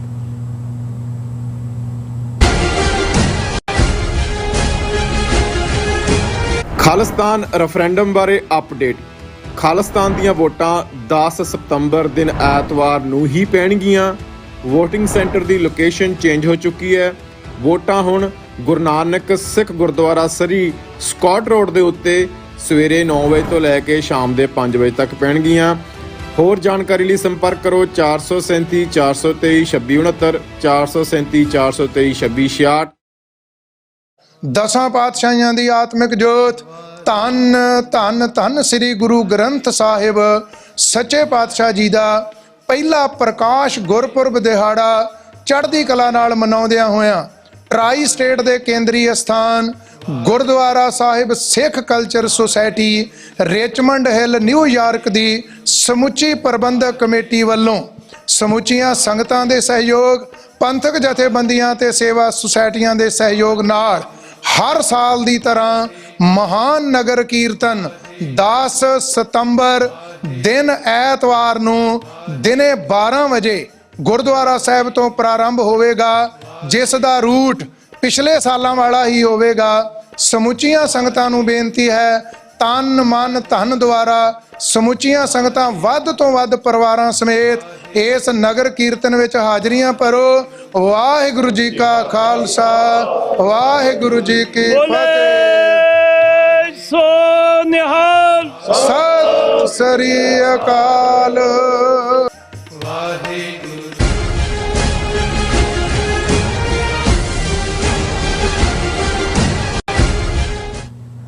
ਦਰਸ਼ਕੋ, ਬ੍ਰੇਕ ਤੋਂ ਬਾਅਦ ਤੁਹਾਡਾ ਸਭ ਦਾ ਭਰਪੂਰ ਸਵਾਗਤ ਹੈ। ਸੋ ਵੀਅਰਸ, ਗੱਲਬਾਤ ਕਰਨ ਜਾ ਰਹੇ ਹਾਂ ਕਿ ਭੁੱਖਾ ਨੰਗਾ ਬੰਦਾ ਜੇ ਆਪਣੇ ਆਪ ਨੂੰ ਦਿਖਾਵੇ ਦਾ ਬਾਦਸ਼ਾਹ ਬਣਾ ਲਵੇ ਤਾਂ ਇਹ ਭੇਦ ਕਦੇ ਲੁਕਿਆ ਨਹੀਂ ਰਹਿੰਦਾ। ਸੋ ਮੋਦੀ ਸਰਕਾਰ ਵੱਲੋਂ G20 ਵਿੱਚ ਸ਼ਾਮਲ ਹੋਣ ਵਾਲਿਆਂ ਨੂੰ ਸੋਨੇ ਚਾਂਦੀ ਦੇ ਭਾਂਡਿਆਂ ਵਿੱਚ ਭੋਜਨ ਪਰੋਸਣ ਦੀਆਂ ਤਿਆਰੀਆਂ ਹੋ ਰਹੀਆਂ ਨੇ, ਪਰ ਦੂਸਰੇ ਪਾਸੇ ਇੰਟਰਨੈਸ਼ਨਲ ਮੀਡੀਆ ਨੇ ਮੋਦੀ ਸਰਕਾਰ ਦੀ ਚੰਗੀ ਤਰ੍ਹਾਂ ਝੰਡ ਲਾਈ ਹੈ ਔਰ ਮੀਡੀਆ ਅਨੁਸਾਰ ਗਰੀਬਾਂ ਦੀਆਂ ਜਿਹੜੀ ਬਸਤੀਆਂ ਤੇ ਬਲਡੋਜ਼ਰ ਚਲਾਏ ਗਏ ਨੇ ਅਤੇ ਲੱਖਾਂ ਨੂੰ ਬੇਕਾਰ ਕੀਤਾ ਗਿਆ ਔਰ ਮੁਲਕ ਦੀ ਜਿਹੜੀ ਗਰੀਬੀ ਨੂੰ ਲੁਕਾਉਣ ਲਈ ਹਰੇ ਚਿੱਟੇ ਜਿਹੜੇ ਪਰਦੇ ਨੇ ਉਹ ਤਾਣੇ ਗਏ ਨੇ ਔਰ 5 ਲੱਖ ਤੋਂ ਜ਼ਿਆਦਾ ਜਿਹੜੇ ਗਮਲੇ ਲਿਆ ਕੇ ਸੜਕਾਂ ਦੇ ਕੰਢੇ ਤੇ ਰੱਖੇ ਗਏ ਨੇ। ਸੋ ਇਸ ਬਾਰੇ ਆਪਾਂ ਗੱਲਬਾਤ ਕਰਨ ਜਾ ਰਹੇ ਹਾਂ। ਸੋ ਅਸੀਂ ਚਾਹਾਂਗੇ ਕਿ ਤੁਸੀਂ ਇਸੇ ਤਰ੍ਹਾਂ ਬਣੇ ਰਹਿਣਾ, ਦੇਖਣ ਸੁਣ ਲਈ ਲਿਖਣ ਲਈ ਤੁਹਾਡਾ ਸਭ ਦਾ ਬਹੁਤ ਬਹੁਤ ਧੰਨਵਾਦ ਜੀ। ਡਾਕਟਰ ਸਾਹਿਬ ਕੀ ਕਹਿਣਾ ਚਾਹੋਗੇ? ਦੇਖੋ, ਬਹੁਤ ਵਾਰੇ ਹੁੰਦਾ ਵੀ ਜਦੋਂ ਤੁਸੀਂ ਆਪਣਾ ਇਮੇਜ ਗਲੋਬਲ ਲੈਵਲ ਦੇ ਉੱਤੇ ਸੰਵਾਰਨਾ ਚਾਹੁੰਦੇ ਹੋ ਜਾਂ ਸੈਲਫ ਪ੍ਰਮੋਸ਼ਨ ਚਾਹੁੰਦੇ ਹੋ ਤੇ ਮੀਡੀਆ ਦਾ ਉਸ 'ਚ ਵੱਡਾ ਰੋਲ ਹੁੰਦਾ ਹੈ। ਭਾਰਤ ਦੇ ਵਿੱਚ ਤਾਂ media almost Modi private limited ਬਣ ਚੁੱਕਾ ਹੈ। ਈਵਨ ਸੋਸ਼ਲ ਮੀਡੀਆ ਦੇ ਉੱਤੇ ਵੀ ਜਿਹੜੀ ਕੋਈ ਵੌਇਸ ਆਫ ਡਾਈਸੈਂਟ ਹੈ, ਜਿਹੜੇ ਲੋਕ ਐਗਰੀ ਨਹੀਂ ਕਰਦੇ, ਉਹਨਾਂ ਨੂੰ ਇਹਨਾਂ ਦੀ IT ਟੀਮ ਜਿਹੜੀ ਪੇਡ ਬਿਠਾਏ ਹੋਏ ਨੇ ਉਹ ਬਲੌਕ ਕਰ ਦਿੰਦੇ ਨੇ ਜਾਂ ਉਹਨਾਂ ਦੇ ਕਮੈਂਟ ਡਿਲੀਟ ਕਰਾ ਦਿੰਦੇ ਨੇ। ਉਹਨਾਂ ਦੇ ਖਾਤੇ ਫੇਸਬੁੱਕ ਤੇ ਤਾਂ ਇਹਨਾਂ ਦਾ ਸਿੱਧਾ ਕੰਟਰੋਲ ਹੈ। YouTube ਦੇ ਉੱਤੇ ਵੀ ਕਿਸੇ ਨੂੰ ਵਾਇਲੈਂਟ ਕੰਟੈਂਟ ਕਹਿ ਕੇ ਜਾਂ ਦੂਜਾ ਕੋਈ ਵੀ, ਈਵਨ ਅਸੀਂ ਮਨੀਪੁਰ ਦੇ ਹਵਾਲੇ ਨਾਲ ਦੇਖਦੇ ਹਾਂ ਜਾਂ ਉਸ ਤੋਂ ਪਹਿਲਾਂ BBC ਨੇ ਜਿਹੜੀ 2 ਪਾਰਟ ਡਾਕੂਮੈਂਟਰੀ ਮੋਦੀ ਦੇ ਉੱਤੇ ਕੀਤੀ, ਇਹਦਾ ਰੋਲ 2002 ਚ ਉਹਦਾ ਲਿੰਕ ਈਵਨ ਟਵਿੱਟਰ ਜਿਹਨੂੰ ਹੁਣ X ਕਹਿੰਦੇ ਨੇ ਉਹਦੇ ਤੋਂ ਵੀ ਹਟਾ ਦਿੱਤਾ। ਇਸੇ ਤਰ੍ਹਾਂ ਜੋ ਮਨੀਪੁਰ ਦੇ ਵਿੱਚ 2 ਬੀਬੀਆਂ ਨੂੰ ਜਿਸ ਸ਼ਰਮਨਾਕ ਅੰਦਾਜ਼ ਦੇ ਵਿੱਚ ਬਿਨਾਂ ਕੱਪੜਿਆਂ ਤੋਂ ਉਹਨਾਂ ਨੂੰ ਘੁਮਾਇਆ ਗਿਆ, ਉਸ ਨਾਲ ਸੰਬੰਧਿਤ ਜਿੰਨੀਆਂ ਪੋਸਟ ਸੀ ਉਹ ਇਹਨਾਂ ਨੇ ਉਹਨੂੰ ਟਵਿੱਟਰ ਤੋਂ ਔਰ ਦੂਜੇ ਤੋਂ ਹਟਾ ਦਿੱਤੀਆਂ ਗਈਆਂ। ਸੋ ਕਿਤੇ ਵੀ ਜਿਹੜਾ ਇਸ ਕਿਸਮ ਦਾ ਇੰਨਾ ਕੁ ਦਬਾਅ ਹੈ। ਲੇਕਿਨ ਹੁਣ ਕਿਉਂਕਿ G20 ਦੀ ਸਮਿਟ ਹੈ ਤੇ ਜਿਨ੍ਹਾਂ ਮੁਲਕਾਂ ਦੇ ਪ੍ਰਾਈਮ ਮਿਨਿਸਟਰ ਪ੍ਰੈਜ਼ੀਡੈਂਟ ਉੱਥੇ ਆਏ ਨੇ ਜਾਂ ਜਿਨ੍ਹਾਂ ਨੇ ਆਉਣਾ, ਆਲਰੇਡੀ ਮੀਡੀਆ ਦਿੱਲੀ ਦੇ ਵਿੱਚ ਪਹੁੰਚਿਆ ਹੋਇਆ, ਉਹਨਾਂ ਨੂੰ ਤਾਂ ਨਹੀਂ ਰੋਕ ਸਕਦੇ ਕਿ ਵੀ ਜੇ ਹੁਣ ਹਰ ਮੁਲਕ ਦਾ ਮੀਡੀਆ ਤੇ ਇਹ ਜਿੰਨਾ ਮਰਜੀ ਲੀਪਾ ਪੋਤੀ ਕਰਨ ਜਾਂ ਦੂਜੇ ਮੀਡੀਆ ਦੇ ਵਿੱਚ ਤਾਂ ਇਹ ਕੋਈ ਇਹਨਾਂ ਦੇ ਪੇਡ ਤਾਂ ਨਹੀਂ ਨੇ ਕਿ ਉਹਨਾਂ ਨੇ ਹਿੰਦੂਤਵਾ ਦੇ ਗੁਣ ਗਾਣੇ ਨੇ। ਮੀਡੀਆ ਵਾਲੇ ਤਾਂ ਖੱਬੇ ਸੱਜੇ ਘੁੰਮ ਕੇ ਉਹਨਾਂ ਦਾ ਤਾਂ ਕੰਮ ਹੁੰਦਾ ਵੀ ਉਹ ਇਨਵੈਸਟੀਗੇਟਿਵ ਸਟੋਰੀ ਕਰਕੇ ਲਿਆਣ, ਕੋਈ ਐਸੀ ਗੱਲ ਜਿਹੜੀ ਸਾਹਮਣੇ ਨਹੀਂ ਹੈ। ਤੇ ਉੱਥੇ ਤਾਂ ਉਹ ਪਤਾ ਹੀ ਹੁੰਦਾ ਵੀ ਜਿਹੜਾ ਜਿਨ੍ਹਾਂ ਜ਼ਮਾਨਿਆਂ ਦੇ ਵਿੱਚ ਇੰਸਪੈਕਟਰ ਹੁੰਦੇ ਸੀ, ਸਕੂਲਾਂ ਦਾ ਦੌਰਾ ਕਰਨ ਆਉਂਦੇ ਸੀ ਤੇ ਉਹ ਜਿਹੜਾ ਸੜੇ ਸਕੂਲ ਵੀ ਨੇ ਤੇ ਉਹ ਫਿਰ ਸਾਰੇ ਮਾਸਟਰਾਂ ਨੂੰ ਮੁੰਡਿਆਂ ਨੂੰ ਸਫੇਦੀ ਘੋਲ ਕੇ ਲਾ ਦਿੰਦੇ ਸੀ ਕਿ ਵੀ ਚਲੋ ਮਾਰੋ ਕੁਚੀ। ਹੁਣ ਇੰਸਪੈਕਟਰ ਨੂੰ ਕਿਹੜਾ ਨਜ਼ਰ ਨਹੀਂ ਸੀ ਆ ਰਿਹਾ ਹੁੰਦਾ ਵੀ ਇਹ ਤਾਂ ਕੁਚੀ ਅਜੇ ਤਾਜ਼ਾ ਵੱਜੀ ਹੈ।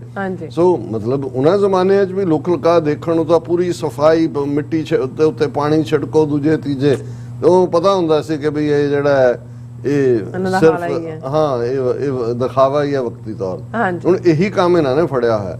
ਹੁਣ ਦਿੱਲੀ ਦੇ ਵਿੱਚ ਜਿੱਥੇ ਕਿੰਨੀਆਂ ਸਲਮਸ ਨੇ, ਗਰੀਬਾਂ ਦੀਆਂ ਬਸਤੀਆਂ ਨੇ, ਰੇੜੀਆਂ ਦੇ ਉੱਤੇ ਦੂਜੇ ਤੀਜੇ ਗੁਰਬਤ। ਹੁਣ ਜਦੋਂ ਇਹ ਦੇਖਿਆ ਜਾਂਦਾ ਹੈ, ਇੱਕ ਪਾਸੇ ਅਸੀਂ 2 ਇੰਡੀਆ ਦੀ ਜਦੋਂ ਗੱਲ ਕਰਦੇ ਹਾਂ, ਜਿਹੜੀ ਇੱਕ ਚਾਰਲਸ ਡਿਕਨਸ ਦੇ ਨਾਵਲ ਦੀ ਮੈਂ ਅਕਸਰ ਗੱਲ ਕਰਦਾ ਕਿ ਟੇਲ ਆਫ 2 ਸਿਟੀਜ਼। ਹੁਣ ਇਹ ਟੇਲ ਆਫ 2 ਇੰਡੀਆ ਨੇ। ਇੱਕ ਪਾਸੇ ਦੁਨੀਆ ਦੇ ਸਭ ਤੋਂ ਅਮੀਰ ਬੰਦਿਆਂ 'ਚ ਭਾਰਤੀ ਕਿੰਨੇ ਨੇ। ਹੁਣ ਜੇ ਅਡਾਨੀ ਨੂੰ ਮੋਦੀ ਨੇ ਉਹਦੀ ਘਰ ਵਾਲੀ ਨਾਲ ਵਾਅਦਾ ਕੀਤਾ ਹੋਇਆ ਕਿ ਤੇਰੇ ਘਰ ਵਾਲੇ ਨੂੰ ਮੈਂ ਦੁਨੀਆ ਦਾ ਸਭ ਤੋਂ ਅਮੀਰ ਬੰਦਾ ਬਣਾਉਣਾ, ਤੀਜੇ ਤੱਕ ਦਾ ਪਹੁੰਚਾ ਦਿੱਤਾ। ਨੰਬਰ 3 ਤੇ ਤਾਂ ਪਹੁੰਚਿਆ ਹੋਇਆ, ਭਾਵੇਂ ਕਿੰਨਾ $120 ਬਿਲੀਅਨ ਉੱਡ ਗਿਆ, ਹੁਣ ਵੀ ਇੱਕ ਤੋਂ ਬਾਅਦ ਇੱਕ ਸਕੈਂਡਲ ਸਾਹਮਣੇ ਆਉਂਦਾ। ਸੋ ਇੱਕ ਪਾਸੇ ਅੰਬਾਨੀ, ਅਡਾਨੀ, ਟਾਟੇ, ਬਿਰਲੇ, ਲਲਿਤ ਮੋਦੀ ਤੇ ਵਿਜੇ ਮਲਾਇਆ ਤੇ ਉਹ ਸਭ ਚੋਰ ਜਿਹੜੇ ਨੇ, ਅਸੀਂ ਇੱਕ ਦਿਨ ਲਿਸਟ ਗਿਣੀ ਸੀ ਵੀ ਕਿਵੇਂ 24 ਚੋਂ 23 ਜਿਹੜੇ ਨੇ ਗੁਜਰਾਤੀ ਨੇ ਜਿਹੜੇ ਲੁੱਟ ਕੇ ਲੈ ਗਏ, ਕੋਈ ਕਿਤੇ ਬੈਠਾ ਕੋਈ ਕਿਤੇ ਬੈਠਾ। ਹੁਣ ਲੇਕਿਨ ਜਿਹੜਾ ਆਮ ਬੰਦਾ ਹੈ, ਔਰ ਇਸ ਵੇਲੇ ਭਾਰਤ ਦੇ ਵਿੱਚ ਮਹਿੰਗਾਈ ਇੰਨੀ ਜ਼ਿਆਦਾ ਹੈ ਕਿ ਲੋਅਰ ਮਿਡਲ ਕਲਾਸ ਜਾਂ ਜਿਹੜੀ ਪਹਿਲਾਂ ਮੋਦੀ ਕਰਦੇ ਸੀ ਉਹਨਾਂ ਨੂੰ ਵੀ ਲੱਗਣ ਲੱਗ ਗਿਆ ਕਿ ਵੀ ਇਹ ਤਾਂ ਇਨ ਦਾ ਐਂਡ ਹਿੰਦੂਤਵਾ ਨੇ ਤਾਂ ਸਾਡਾ ਢਿੱਡ ਨਹੀਂ ਭਰਨਾ। ਤੁਸੀਂ ਕਹੀ ਜਾਓ ਕਿ ਜੀ ਬਹੁਤ ਗਰਵ ਹੈ, ਸਾਡਾ ਰੇੜਾ ਵੀ ਮੂੰਹ ਤੇ ਪਹੁੰਚ ਗਿਆ, ਔਰ ਸਾਡਾ ਮੋਦੀ, ਦੁਨੀਆ ਵਾਲੇ ਮੋਦੀ ਨੂੰ ਜਾ ਕੇ ਜਿਹੜਾ ਉਹ ਸਲਾਮਾਂ ਕਰਦੇ ਨੇ। ਹੁਣ ਇਸ ਸਾਰੇ ਦੇ ਚੱਲਦੇ ਆ ਇਹ, ਕਿਉਂਕਿ ਮੀਡੀਆ ਨੇ ਕਿਸ ਅੱਖ ਨਾਲ ਭਾਰਤ ਨੂੰ ਦੇਖਿਆ। ਮੈਂ ਪਹਿਲਾਂ ਹੈਡਲਾਈਨਸ ਜਿਹੜੀਆਂ ਨੇ BBC ਦੇ ਵੀ ਇਹਦੇ ਤੇ ਸਟੋਰੀ ਹੈ, ਇੱਕ ਹੋਰ international media the, G20 demolitions made lakhs homeless. Facelifts vandalized monuments. Kashmir and Manipur double standards of Modi's new India.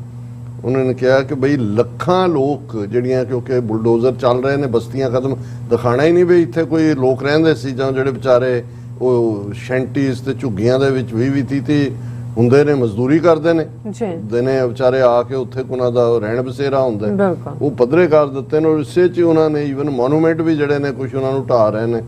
ਔਰ ਕਸ਼ਮੀਰ ਔਰ ਮਨੀਪੁਰ 'ਚ ਕੀ ਚੱਲ ਰਿਹਾ ਹੈ, ਉਹ ਵੀ ਇੱਕ ਡਬਲ ਸਟੈਂਡਰਡ, ਤੁਸੀਂ ਡੈਮੋਕ੍ਰੇਸੀ ਦੇ ਥੱਲੇ ਉਹਨੂੰ ਕਿਵੇਂ ਜਸਟੀਫਾਈ ਕਰੋਗੇ। ਔਰ ਇਹ ਸਾਰੇ ਦੇ ਵਿੱਚ ਉਹਨਾਂ ਨੇ ਇਹ ਪੂਰੀ ਡੀਟੇਲ ਹੈ, ਪਰ ਮੈਂ ਜੇ ਅੰਗਰੇਜ਼ੀ ਵਾਲੀ ਪੜ੍ਹਾਂਗਾ ਸਾਰੀ ਤਾਂ ਉਹਦਾ ਪੰਜਾਬੀ ਨਾਲ ਕਰਦਿਆਂ ਵਕਤ ਜ਼ਿਆਦਾ ਲੱਗੇਗਾ। ਸੋ ਮੈਂ ਜਿਹੜੀ ਮੀਡੀਆ ਨੇ, BBC ਦੀ ਜਿਹੜੀ ਸਰਵਿਸ ਹੈ, ਉਹਨਾਂ ਨੇ ਹੈਡਲਾਈਨ ਦਿੱਤੀ ਹੈ G20 ਦਿੱਲੀ ਦੀਆਂ ਬਸਤੀਆਂ, ਮੰਗਤਿਆਂ ਤੇ ਅਵਾਰਾ ਕੁੱਤਿਆਂ ਬਾਰੇ ਕੀ ਲਿਖ ਰਿਹਾ ਹੈ ਵਿਦੇਸ਼ੀ ਮੀਡੀਆ। ਹੁਣ ਉੱਥੇ ਹਾਲ ਕੋਈ ਬਾਂਦਰ ਬੜੇ ਨੇ, ਉਹਨੂੰ ਕਿਹਾ ਜੀ ਬਾਂਦਰ ਕੋਈ ਕਿਸੇ ਦਾ ਹੈਡ ਖੋ ਕੇ ਲੈ ਜਾਏਗਾ, ਕਿਸੇ ਦਾ ਦੂਜਾ। ਉਹਨਾਂ ਨੇ ਦਿੱਲੀ ਦੀਆਂ ਸੜਕਾਂ ਤੇ ਵੱਡੇ ਲੰਗੂਰਾਂ ਦੇ ਮਾਡਲ ਬਣਾ ਕੇ ਲਾਏ ਨੇ। ਲੰਗੂਰ ਤੋਂ ਬਾਂਦਰ ਡਰਦਾ, ਉਹ ਸ਼ਕਲਾਂ ਹੀ ਐਂ ਲੱਗ ਰਹੀਆਂ ਨੇ, ਵਾਕਈ ਲੱਗਦਾ ਅਸਲੀ ਲੰਗੂਰ ਹੈ, ਤੇ ਲੋਕ ਉਹਦੇ ਨਾਲ ਖਲੋ ਕੇ ਸੈਲਫੀ ਵੀ ਖਿਚਾ ਰਹੇ ਨੇ। ਉਹਨੂੰ ਕਿਹਾ ਜੀ ਇਹ ਲੰਗੂਰ ਨੇ ਬਾਂਦਰਾਂ ਨੂੰ ਦੌੜਾਉਣ ਲਈ। ਤੇ ਅਦਰਵਾਈਜ਼ ਹੁਣ ਮੰਗਤੇ ਦੂਜੇ ਤੇ ਜੋ ਪਹਿਲਾਂ ਹੀ ਧੂ ਕੇ ਉਹਨਾਂ ਨੂੰ, ਕੁੱਤੇ ਦਿੱਲੀ ਦੀਆਂ ਸੜਕਾਂ ਦੇ, ਉਹ ਕਹਿੰਦੇ ਪਤਾ ਨਹੀਂ ਕਿੰਨੇ ਕੁੱਤੇ ਮਾਰਤੇ ਇਕੱਠੇ ਕਰ। ਹੁਣ ਜਿਹੜੇ ਕੁੱਤਿਆਂ ਵਾਲੇ ਨੇ, ਐਨੀਮਲ ਲਵਰਸ, ਉਹ ਆਪਣੀਆਂ ਕਹਾਣੀਆਂ ਲਿਖ ਰਹੇ ਨੇ। ਪਰ ਇਸ ਨੇ ਜਿਹੜਾ ਇਸ ਦੀ ਉਹਨਾਂ ਨੇ ਕਿਹਾ ਜੀ ਜਿਹੜਾ ਇਹ G20 ਮੀਟ ਹੈ, ਇਹਦਾ ਥੀਮ ਤਾਂ ਰੱਖਿਆ ਕਿ ਵਾਸੁਦੇਵਾ ਕੁਟੰਬਕ, ਜਿਹਦਾ ਮਤਲਬ ਹੈ ਕਿ ਇੱਕ ਧਰਤੀ, ਇੱਕ ਪਰਿਵਾਰ ਤੇ ਇੱਕ ਭਵਿੱਖ। ਇਹ ਸੰਸਕ੍ਰਿਤ ਦਾ ਲਫ਼ਜ਼ ਹੈ। ਪਰ ਉਹਨਾਂ ਕਿਹਾ ਵੀ ਚੱਲ ਕੀ ਰਿਹਾ ਕਿ ਵੀ ਇਸ ਵੇਲੇ ਇੱਕ ਹੈਡਲਾਈਨ ਫਿਰ ਸਬ ਹੈਡਿੰਗ ਦਿੱਤਾ ਹੈ। ਔਰ ਗਾਰਡੀਅਨ ਪ੍ਰੋਮੀਨੈਂਟ ਅਖਬਾਰ ਹੈ UK ਦਾ, ਉਹਨੇ ਕਿਹਾ ਕਿ ਲਗਭਗ 3 ਲੱਖ ਰੇੜੀ ਫੜੀ ਵਾਲਿਆਂ ਨੂੰ ਹਟਾਇਆ। 3 ਲੱਖ। ਹੁਣ ਸਾਰੇ ਜਿਹੜੇ ਨੇ, ਦਿੱਲੀ ਦੀ ਆਬਾਦੀ ਵੀ ਤਾਂ ਮੇਰਾ ਖਿਆਲ ਹੈ 8-9 ਮਿਲੀਅਨ ਹੋਣੀ ਹੈ, ਕਰੋੜ ਦੇ ਨੇੜੇ ਤੇੜੇ ਹੀ ਹੋਣੀ ਹੈ, ਮੇਬੀ ਜ਼ਿਆਦਾ ਵੀ ਹੋ ਸਕਦੀ ਹੈ। ਔਰ ਉਹਦੇ 'ਚ ਉਹਨਾਂ ਨੇ ਕਿਹਾ ਵੀ, ਗਾਰਡੀਅਨ ਨੇ ਆਪਣੀ ਰਿਪੋਰਟ 'ਚ ਲਿਖਿਆ ਕਿ ਦਿੱਲੀ ਦੀਆਂ ਸੜਕਾਂ ਤੇ ਅੰਡਰਪਾਸਾਂ ਹੇਠ ਰਹਿੰਦੇ ਗਰੀਬ ਪਰਿਵਾਰ ਹੁਣ ਇਹਨਾਂ ਥਾਵਾਂ ਤੋਂ ਚਲੇ ਗਏ ਨੇ। ਇਹਦੇ ਨਾਲ ਅਕਸਰ ਜਿਹੜੇ ਗਲੀਆਂ 'ਚ ਕੁੱਤੇ ਤੇ ਮੰਗਤੇ ਨਜ਼ਰ ਆਉਂਦੇ ਸੀ, ਉਹ ਵੀ ਨਹੀਂ ਆ ਰਹੇ। ਉਹਨਾਂ ਰਿਪੋਰਟ ਮੁਤਾਬਕ ਮੁੱਖ ਸੜਕਾਂ ਨੇੜਿਓਂ ਝੁੱਗੀ, ਝੌਂਪੜੀ ਤੇ ਗੈਰ ਅਧਿਕਾਰਤ ਰਿਹਾਇਸ਼ਾਂ ਤੇ ਬੁਲਡੋਜ਼ਰ ਚਲਾ ਦਿੱਤਾ ਗਿਆ ਹੈ ਤੇ ਲਗਭਗ 3 ਲੱਖ ਰੇੜੀ ਫੜੀ ਵਾਲਿਆਂ ਨੂੰ ਵੀ ਹਟਾ ਦਿੱਤਾ ਗਿਆ ਹੈ, ਜਿਨ੍ਹਾਂ ਦੀ ਥਾਂ ਫੁੱਲ ਬੂਟੇ ਸਜਾ ਦਿੱਤੇ ਗਏ ਨੇ। ਕਿ ਭਾਈ ਇਹ ਸਾਡਾ ਖਬਰ ਇਹ ਵੀ ਹੈ ਕਿ ਵੀ ਜਿਹੜਾ ਮੁੱਖ ਸਥਾਨਾਂ ਦੇ ਬਾਹਰ ਕਈ ਲੋਕ ਤੈਨਾਤ ਰਹਿਣਗੇ ਤੇ ਲੰਗੂਰਾਂ ਦੀਆਂ ਆਵਾਜ਼ਾਂ ਦਾ ਵੀ ਪ੍ਰਬੰਧ ਕੀਤਾ ਜਾਏਗਾ। ਮਾਡਲ ਤਾਂ ਲਾਏ ਨੇ, ਰਿਕਾਰਡ ਕਰਕੇ ਰੱਖੇ ਕਿ ਲੰਗੂਰ ਦੀ ਆਵਾਜ਼ ਸੁਣਾ ਕੇ, ਤਾਂ ਜੋ ਜਾਨਵਰ, ਖਾਸ ਕਰਕੇ ਬਾਂਦਰ, ਹਾਈ ਪ੍ਰੋਫਾਈਲ ਮਹਿਮਾਨਾਂ ਨੂੰ ਪਰੇਸ਼ਾਨ ਨਾ ਕਰਨ। ਫਿਰ ਹੁਣ ਨਿਊਯਾਰਕ ਟਾਈਮਸ, ਅਮਰੀਕਾ ਦੀ ਵੱਡੀ ਅਖਬਾਰ, ਉਹਨੇ ਕਿਹਾ ਬਸਤੀਆਂ ਨੂੰ ਸਫੇਦ ਤੇ ਹਰੇ ਪਰਦਿਆਂ ਨਾਲ ਢੱਕਿਆ ਗਿਆ। ਹੁਣ ਗਰੀਬਾਂ ਦੀਆਂ ਬਸਤੀਆਂ ਨੇ ਕਿ ਉਹਨਾਂ ਨੂੰ ਜਦੋਂ ਲੰਘਣਾ ਸੜਕ ਤੋਂ ਨਜ਼ਰ ਨਾ ਆਏ ਵੀ ਗੁਰਬਤ ਹੈ, ਉੱਥੇ ਹਰੇ ਤੇ ਚਿੱਟੇ ਪਰਦੇ ਲਾਏ ਗਏ ਨੇ। ਔਰ ਉਹਨੇ ਕਿਹਾ ਜੀ, ਨਿਊਯਾਰਕ ਟਾਈਮ ਲਿਖਦਾ ਹੈ ਕਿ ਅੰਤਰਰਾਸ਼ਟਰੀ ਸਮਾਗਮ ਦੀ ਮੇਜ਼ਬਾਨੀ ਕਰਨ ਤੋਂ ਪਹਿਲਾਂ ਭਾਰਤ ਨੇ ਮਹਿਮਾਨਾਂ ਦੇ ਆਰਾਮ ਨੂੰ ਯਕੀਨੀ ਬਣਾਉਣ ਲਈ ਕਈ ਕਦਮ ਚੁੱਕੇ ਨੇ। ਇਸ ਜਿੱਥੇ ਡੇਂਗੂ ਆਦਿ ਬਿਮਾਰੀਆਂ ਦੀ ਰੋਕਥਾਮ ਲਈ ਯਤਨ ਕੀਤੇ ਗਏ ਨੇ, ਉੱਥੇ ਇਹੋ ਜਿਹੇ ਵੀਡੀਓਜ਼ ਦੀ ਗੱਲ ਵੀ ਕੀਤੀ ਹੈ ਜਿਨ੍ਹਾਂ ਵਿੱਚ ਆਵਾਰਾ ਕੁੱਤਿਆਂ ਨੂੰ ਬੇਰਹਿਮੀ ਨਾਲ ਘੜੀਸ ਕੇ ਮਾਰਿਆ ਜਾ ਰਿਹਾ ਹੈ। ਹੁਣ ਮੀਡੀਆ ਤਾਂ ਦੇਖ ਰਿਹਾ, ਉਹਨਾਂ ਨੂੰ ਕੈਮਰਿਆਂ 'ਚ ਬੰਦ ਕਰ ਰਹੇ ਹੋਣੇ ਨੇ। ਨਿਊਯਾਰਕ ਟਾਈਮਜ਼ ਮੁਤਾਬਕ ਭਾਰਤ ਸਰਕਾਰ ਨੇ ਦਿੱਲੀ ਵਿੱਚ ਝੁੱਗੀਆਂ ਝੌਂਪੜੀਆਂ ਤੇ ਗੈਰ ਕਾਨੂੰਨੀ ਇਮਾਰਤਾਂ ਨੂੰ ਢਾਹ ਦਿੱਤਾ ਹੈ, ਜਦ ਕਿ ਮੁੰਬਈ ਤੇ ਵਿਸ਼ਾਖਾਪਟਨਮ ਵਿੱਚ ਬਸਤੀਆਂ ਨੂੰ ਸਫੇਦ ਅਤੇ ਹਰੇ ਪਰਦਿਆਂ ਨਾਲ ਢੱਕ ਦਿੱਤਾ ਹੈ। ਹੁਣ ਜਿਹੜੇ ਉੱਥੇ ਆਏ ਨੇ, ਕੋਈ ਮੁੰਬਈ ਵੀ ਜਾਏਗਾ, ਕੋਈ ਵਿਸ਼ਾਖਾਪਟਨਮ ਜਾ, ਉੱਥੇ ਵੀ ਉਹਨਾਂ ਨੇ ਉਹ ਗਰੀਬ ਬਸਤੀਆਂ ਦੇ ਬਾਹਰ ਪਰਦੇ ਲਾ ਦਿੱਤੇ ਨੇ। ਫਿਰ ਉਹਨਾਂ ਨੇ ਕਿਹਾ ਕਿ ਵੀ ਸਮਾਜਿਕ ਕਾਰਕੁਨਾਂ ਨੇ ਕਿਹਾ ਕਿ ਵੀ ਇਹ G20 ਨੂੰ ਇੱਕ ਹਥਿਆਰ ਵਜੋਂ ਵਰਤ ਰਹੇ ਨੇ ਤਾਂ ਕਿ ਆਮ ਲੋਕਾਂ ਦੀ ਮੁੱਢਲੀ ਰੋਟੀ ਰੋਜ਼ੀ ਤੇ ਹੱਕਾਂ ਨੂੰ ਖੋਇਆ ਜਾ ਸਕੇ, ਕਿ ਆਮ ਲੋਕ ਤਾਂ ਵਿਚਾਰੇ। ਔਰ ਇਸ 'ਚ ਫਿਰ ਉਹਨਾਂ ਦਾ ਅਖਬਾਰ ਨੇ ਅੱਗੋਂ ਇਹ ਵੀ ਕਿਹਾ ਕਿ ਵੀ ਇਸ ਤਰ੍ਹਾਂ ਦਾ ਕੰਮ ਇਹ ਪਹਿਲਾਂ ਵੀ ਕਰਦੇ ਰਹੇ ਨੇ, ਪਰ ਇਸ ਵਾਰ ਤਾਂ ਪਿਛਲੀਆਂ ਸਾਰੀਆਂ ਹੱਦਾਂ ਟੱਪ ਦਿੱਤੀਆਂ ਨੇ। ਰਾਈਟਰਸ, ਦੁਨੀਆ ਦੀਆਂ ਵੱਡੀਆਂ 2 ਪ੍ਰਿੰਟ ਦੀ ਦੁਨੀਆ ਦੇ ਵਿੱਚ ਨਿਊਜ਼ ਏਜੰਸੀਜ਼ ਨੇ, ਰਾਈਟਰਸ ਔਰ ਐਸੋਸੀਏਟਡ ਪ੍ਰੈਸ। ਰਾਈਟਰਸ ਦਾ ਤਾਂ ਈਵਨ ਇੰਡੀਅਨ ਰਾ ਦੀ ਜਿਹੜੀ NI ਹੈ ਉਹਨਾਂ ਦੇ ਨਾਲ ਵੀ ਕੋਲੈਬੋਰੇਸ਼ਨ ਹੈ। ਹੁਣ ਰਾਈਟਰਸ ਦਾ ਸੁਣ ਲਓ ਕੀ ਹੈ। ਰਾਈਟਰਸ ਨੇ ਇਸ ਪੂਰੇ ਮੁੱਦੇ ਤੇ ਇੱਕ ਵੱਡੀ ਰਿਪੋਰਟ ਪ੍ਰਕਾਸ਼ਿਤ ਕੀਤੀ ਹੈ। ਇਸ ਰਿਪੋਰਟ ਵਿੱਚ ਏਜੰਸੀ ਨੇ ਉਹਨਾਂ ਥਾਵਾਂ ਦੀ ਜਾਣਕਾਰੀ ਦਿੱਤੀ ਹੈ ਜਿੱਥੇ ਬੁਲਡੋਜ਼ਰ ਵਾਲੀ ਕਾਰਵਾਈ ਹੋਈ ਹੈ, ਕਿ ਜਿੱਥੇ ਬੁਲਡੋਜ਼ਰ ਦੇ ਨਾਲ ਲੋਕਾਂ ਦੇ ਘਰ ਢਾਏ ਗਏ ਨੇ। ਔਰ ਉਹਨਾਂ ਨੇ ਹਵਾਲੇ ਵੀ ਪ੍ਰਕਾਸ਼ਿਤ ਕੀਤੇ ਨੇ। ਉਹਨਾਂ ਨੇ ਰਾਇਟਰ ਅਨੁਸਾਰ G20 ਸਮਾਗਮ ਵਾਲੀ ਥਾਂ ਤੋਂ ਲਗਭਗ 500 ਮੀਟਰ ਦੀ ਦੂਰੀ ਤੇ ਜਨਤਾ ਕੈਂਪ ਇਲਾਕੇ ਦੇ ਲੋਕਾਂ ਨੂੰ ਉਮੀਦ ਸੀ ਕਿ ਇਸ ਸਮਾਗਮ ਦਾ ਉਹਨਾਂ ਨੂੰ ਫਾਇਦਾ ਹੋਏਗਾ, ਪਰ ਉਹਨਾਂ ਨੂੰ ਤਾਂ ਬੇਕਾਰ ਹੀ ਕਰ ਦਿੱਤਾ ਗਿਆ। ਉਹ ਵਿਚਾਰੇ ਡੀਕਦੇ ਸੀ ਕਿ ਆਣਾ ਲੋਕਾਂ ਨੂੰ ਤੇ ਚਲੋ ਸਾਨੂੰ ਵੀ ਕੋਈ ਜਿਵੇਂ ਹੁੰਦਾ ਆਮ ਲੋਕਾਂ ਨੂੰ ਕਿ ਜੀ ਕੋਈ ਵਪਾਰ ਵੱਧ ਗਿਆ ਜਾਂ ਕੋਈ ਉਹਨਾਂ ਵਿਚਾਰਿਆਂ ਨੂੰ ਰਾਹਤ ਮਿਲੀ। ਉਹਨਾਂ ਕਿਹਾ ਜੀ ਤਾਂ ਸਾਨੂੰ ਉਜਾੜ ਹੀ ਦਿੱਤਾ ਬਿਲਕੁਲ। ਉਹਨਾਂ ਨੇ ਰਾਈਟਰਸ ਮੁਤਾਬਕ ਪਿਛਲੇ ਕੁਝ ਮਹੀਨਿਆਂ ਤੋਂ ਇੱਥੇ ਰਹਿੰਦੇ ਲੋਕਾਂ ਦੇ ਘਰ ਢਾਏ ਜਾ ਰਹੇ ਹਨ ਅਤੇ ਇਸ ਦਾ ਉਦੇਸ਼ G20 ਲਈ ਇਲਾਕੇ ਨੂੰ ਖੂਬਸੂਰਤ ਦਿਖਾਣਾ, ਦੱਸਣਾ ਹੈ ਜੀ ਸਾਡੇ ਕੋਈ ਗਰੀਬ ਨਹੀਂ ਰਹਿੰਦਾ। ਦੇਖੋ ਸਾਡੇ ਜਿਹੜੇ ਤੁਸੀਂ ਸੋਨੇ ਚਾਂਦੀ ਦੀਆਂ ਪਲੇਟਾਂ 'ਚ ਖਾਓ ਔਰ ਗੁਣ ਗਾਓ, ਰਾਮ ਰਾਮ ਕਰੋ ਔਰ ਜੈ ਸ਼੍ਰੀ ਰਾਮ ਕਹੋ, ਇੱਥੇ ਕੋਈ ਗਰੀਬ ਨਹੀਂ ਰਹਿੰਦੇ, ਇੱਥੇ ਸਾਰੇ ਸੋਨੇ ਚਾਂਦੀ ਦੀਆਂ ਪਲੇਟਾਂ 'ਚ ਖਾਣ ਵਾਲੇ ਰਹਿੰਦੇ ਨੇ। ਔਰ ਫਿਰ ਉਹਨਾਂ ਨੇ ਅੱਗੋਂ ਇੰਟਰਵਿਊ ਕੀਤੇ ਨੇ ਲੋਕਾਂ ਨੂੰ, ਧਰਮਿੰਦਰ ਕੁਮਾਰ, ਖੁਸ਼ਬੂ ਦੇਵੀ, ਉਹਨਾਂ ਸਾਰਿਆਂ ਨੂੰ, ਕਿ ਉਹ ਵਿਚਾਰੇ ਕਹਿ ਰਹੇ ਨੇ ਵੀ ਸਾਨੂੰ ਤਾਂ ਘਰੋਂ ਬੇਘਰ ਕਰ ਦਿੱਤਾ।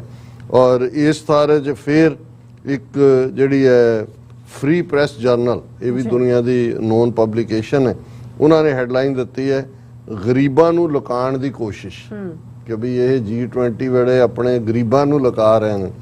ਫ੍ਰੀ ਪ੍ਰੈਸ ਜਰਨਲ ਦੀ ਰਿਪੋਰਟ ਕਹਿੰਦੀ ਹੈ ਕਿ G20 ਦੇ ਚੱਲਦਿਆਂ ਭਾਰਤ ਸਰਕਾਰ ਰਾਜਧਾਨੀ ਦੇ ਸਾਰੇ ਨਿਰਮਾਣ ਅਧੀਨ ਕੰਮਾਂ ਤੇ ਗਰੀਬ ਇਲਾਕਿਆਂ ਨੂੰ ਗ੍ਰੀਨ ਨੈਟ ਨਾਲ ਢੱਕ ਰਹੀ ਹੈ। ਜਿਹਦੇ ਵੀ ਗਰੀਬ ਨੇ ਉਹ ਲਾ ਦਿਓ ਬੜੇ ਬੜੇ ਗ੍ਰੀਨ ਨੈਟ, ਉਹ ਨਜ਼ਰ ਨਾਲ ਦੂਸਰੇ ਪਾਸੋਂ। ਰਿਪੋਰਟ ਦਾ ਦਾਅਵਾ ਹੈ ਕਿ ਅਜਿਹਾ ਇਸ ਲਈ ਕੀਤਾ ਗਿਆ ਤਾਂ ਕਿ ਵਿਦੇਸ਼ੀ ਆਗੂਆਂ ਤੇ ਮਹਿਮਾਨਾਂ ਤੋਂ ਅਜਿਹੀਆਂ ਥਾਵਾਂ ਨੂੰ ਲੁਕਾਇਆ ਜਾ ਸਕੇ ਕਿ ਗਰੀਬ ਹੀ ਨਾ ਨਜ਼ਰ ਆਣ, ਝੁੱਗੀਆਂ ਹੀ ਨਹੀਂ ਨੇ। ਇਹ ਰਿਪੋਰਟ ਇਹ ਵੀ ਕਹਿੰਦੀ ਹੈ ਕਿ ਰਾਜਧਾਨੀ ਵਿੱਚ ਗਰੀਬਾਂ ਨੂੰ ਲੁਕਾਉਣ ਦੀ ਕੋਸ਼ਿਸ਼ ਕੀਤੀ ਜਾ ਰਹੀ ਹੈ ਔਰ ਇਸ ਨੂੰ ਲੈ ਕੇ ਲੋਕਾਂ ਦੇ ਵਿੱਚ ਬਹੁਤ ਰੋਸ ਔਰ ਗੁੱਸਾ ਹੈ। ਝੁੱਗੀ ਝੌਂਪੜੀਆਂ ਨੂੰ ਲੋਹੇ ਦੀਆਂ ਵੱਡੀਆਂ ਚਾਦਰਾਂ ਨਾਲ ਢੱਕਿਆ ਗਿਆ ਜਿਨ੍ਹਾਂ ਤੇ ਕਲਾਕਾਰੀ ਕੀਤੀ ਗਈ, ਉੱਤੇ ਫੁੱਲ ਬੂਟੇ ਬਣਾਏ ਗਏ ਨੇ ਔਰ ਵੱਡੀਆਂ ਵੱਡੀਆਂ ਲੋਹੇ ਦੀਆਂ ਚਾਦਰਾਂ ਨਾਲ। ਦਿੱਲੀ ਹਵਾਈ ਅੱਡੇ ਤੇ ਸਮਾਗਮ ਵਾਲੀ ਥਾਂ ਦੇ ਵਿਚਕਾਰ ਜਿਹੜੀਆਂ ਝੁੱਗੀਆਂ ਝੌਂਪੜੀਆਂ ਪੈਂਦੀਆਂ ਹਨ ਉਹਨਾਂ ਤੇ ਪਰਦਾ ਪਾ ਦਿੱਤਾ ਗਿਆ। ਹੁਣ ਜਦੋਂ ਤੁਸੀਂ ਹਵਾਈ ਅੱਡੇ ਤੋਂ ਪਾਲਮ ਏਅਰਪੋਰਟ ਤੋਂ ਆਓਗੇ ਉੱਥੋਂ ਤੱਕ ਜਿੱਥੇ ਕਿ ਹੈ ਰਾਜ ਤਾਂ ਸਾਰੀਆਂ ਉਹ ਸਲਮ ਚ, ਉਹਨਾਂ ਨੇ ਕਿਹਾ ਉਹਨਾਂ ਤੇ ਪਰਦੇ ਪਾ ਦਿੱਤੇ ਨੇ। ਔਰ ਇਹ ਰਿਪੋਰਟ ਮੁਤਾਬਕ ਅਜਿਹੀਆਂ ਖਬਰਾਂ ਹਨ ਕਿ ਦਿੱਲੀ ਦੇ ਸੁੰਦਰੀਕਰਨ ਦੇ ਨਾਂ ਹੇਠਾਂ ਲੱਖਾਂ ਲੋਕਾਂ ਨੂੰ ਇਲਾਕੇ ਤੋਂ ਉਜਾੜ ਦਿੱਤਾ ਗਿਆ। ਸੋ ਇਹ ਸ਼ੋਭਾ ਮੋਦੀ ਖੱਟ ਰਿਹਾ ਕਿਉਂਕਿ ਮੋਦੀ ਹੈ तो मुमकिन है। जी डॉक्टर साहब थोड़ा बहुत शुक्रिया। इस वक्त लेने ब्रेक व्यूअर्स तो सन इसी तरह बने रहना, मिलते हैं after this short break.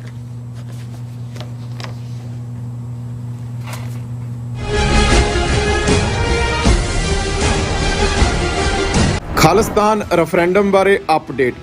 Khalistan ਦੀਆਂ ਵੋਟਾਂ 10 ਸਤੰਬਰ ਦਿਨ ਐਤਵਾਰ ਨੂੰ ਹੀ ਪੈਣਗੀਆਂ। ਵੋਟਿੰਗ ਸੈਂਟਰ ਦੀ ਲੋਕੇਸ਼ਨ ਚੇਂਜ ਹੋ ਚੁੱਕੀ ਹੈ। ਵੋਟਾਂ ਹੁਣ Guru Nanak Sikh Gurdwara Surrey Scott Road ਦੇ ਉੱਤੇ ਸਵੇਰੇ 9 ਵਜੇ ਤੋਂ ਲੈ ਕੇ ਸ਼ਾਮ ਦੇ 5 ਵਜੇ ਤੱਕ ਪੈਣਗੀਆਂ।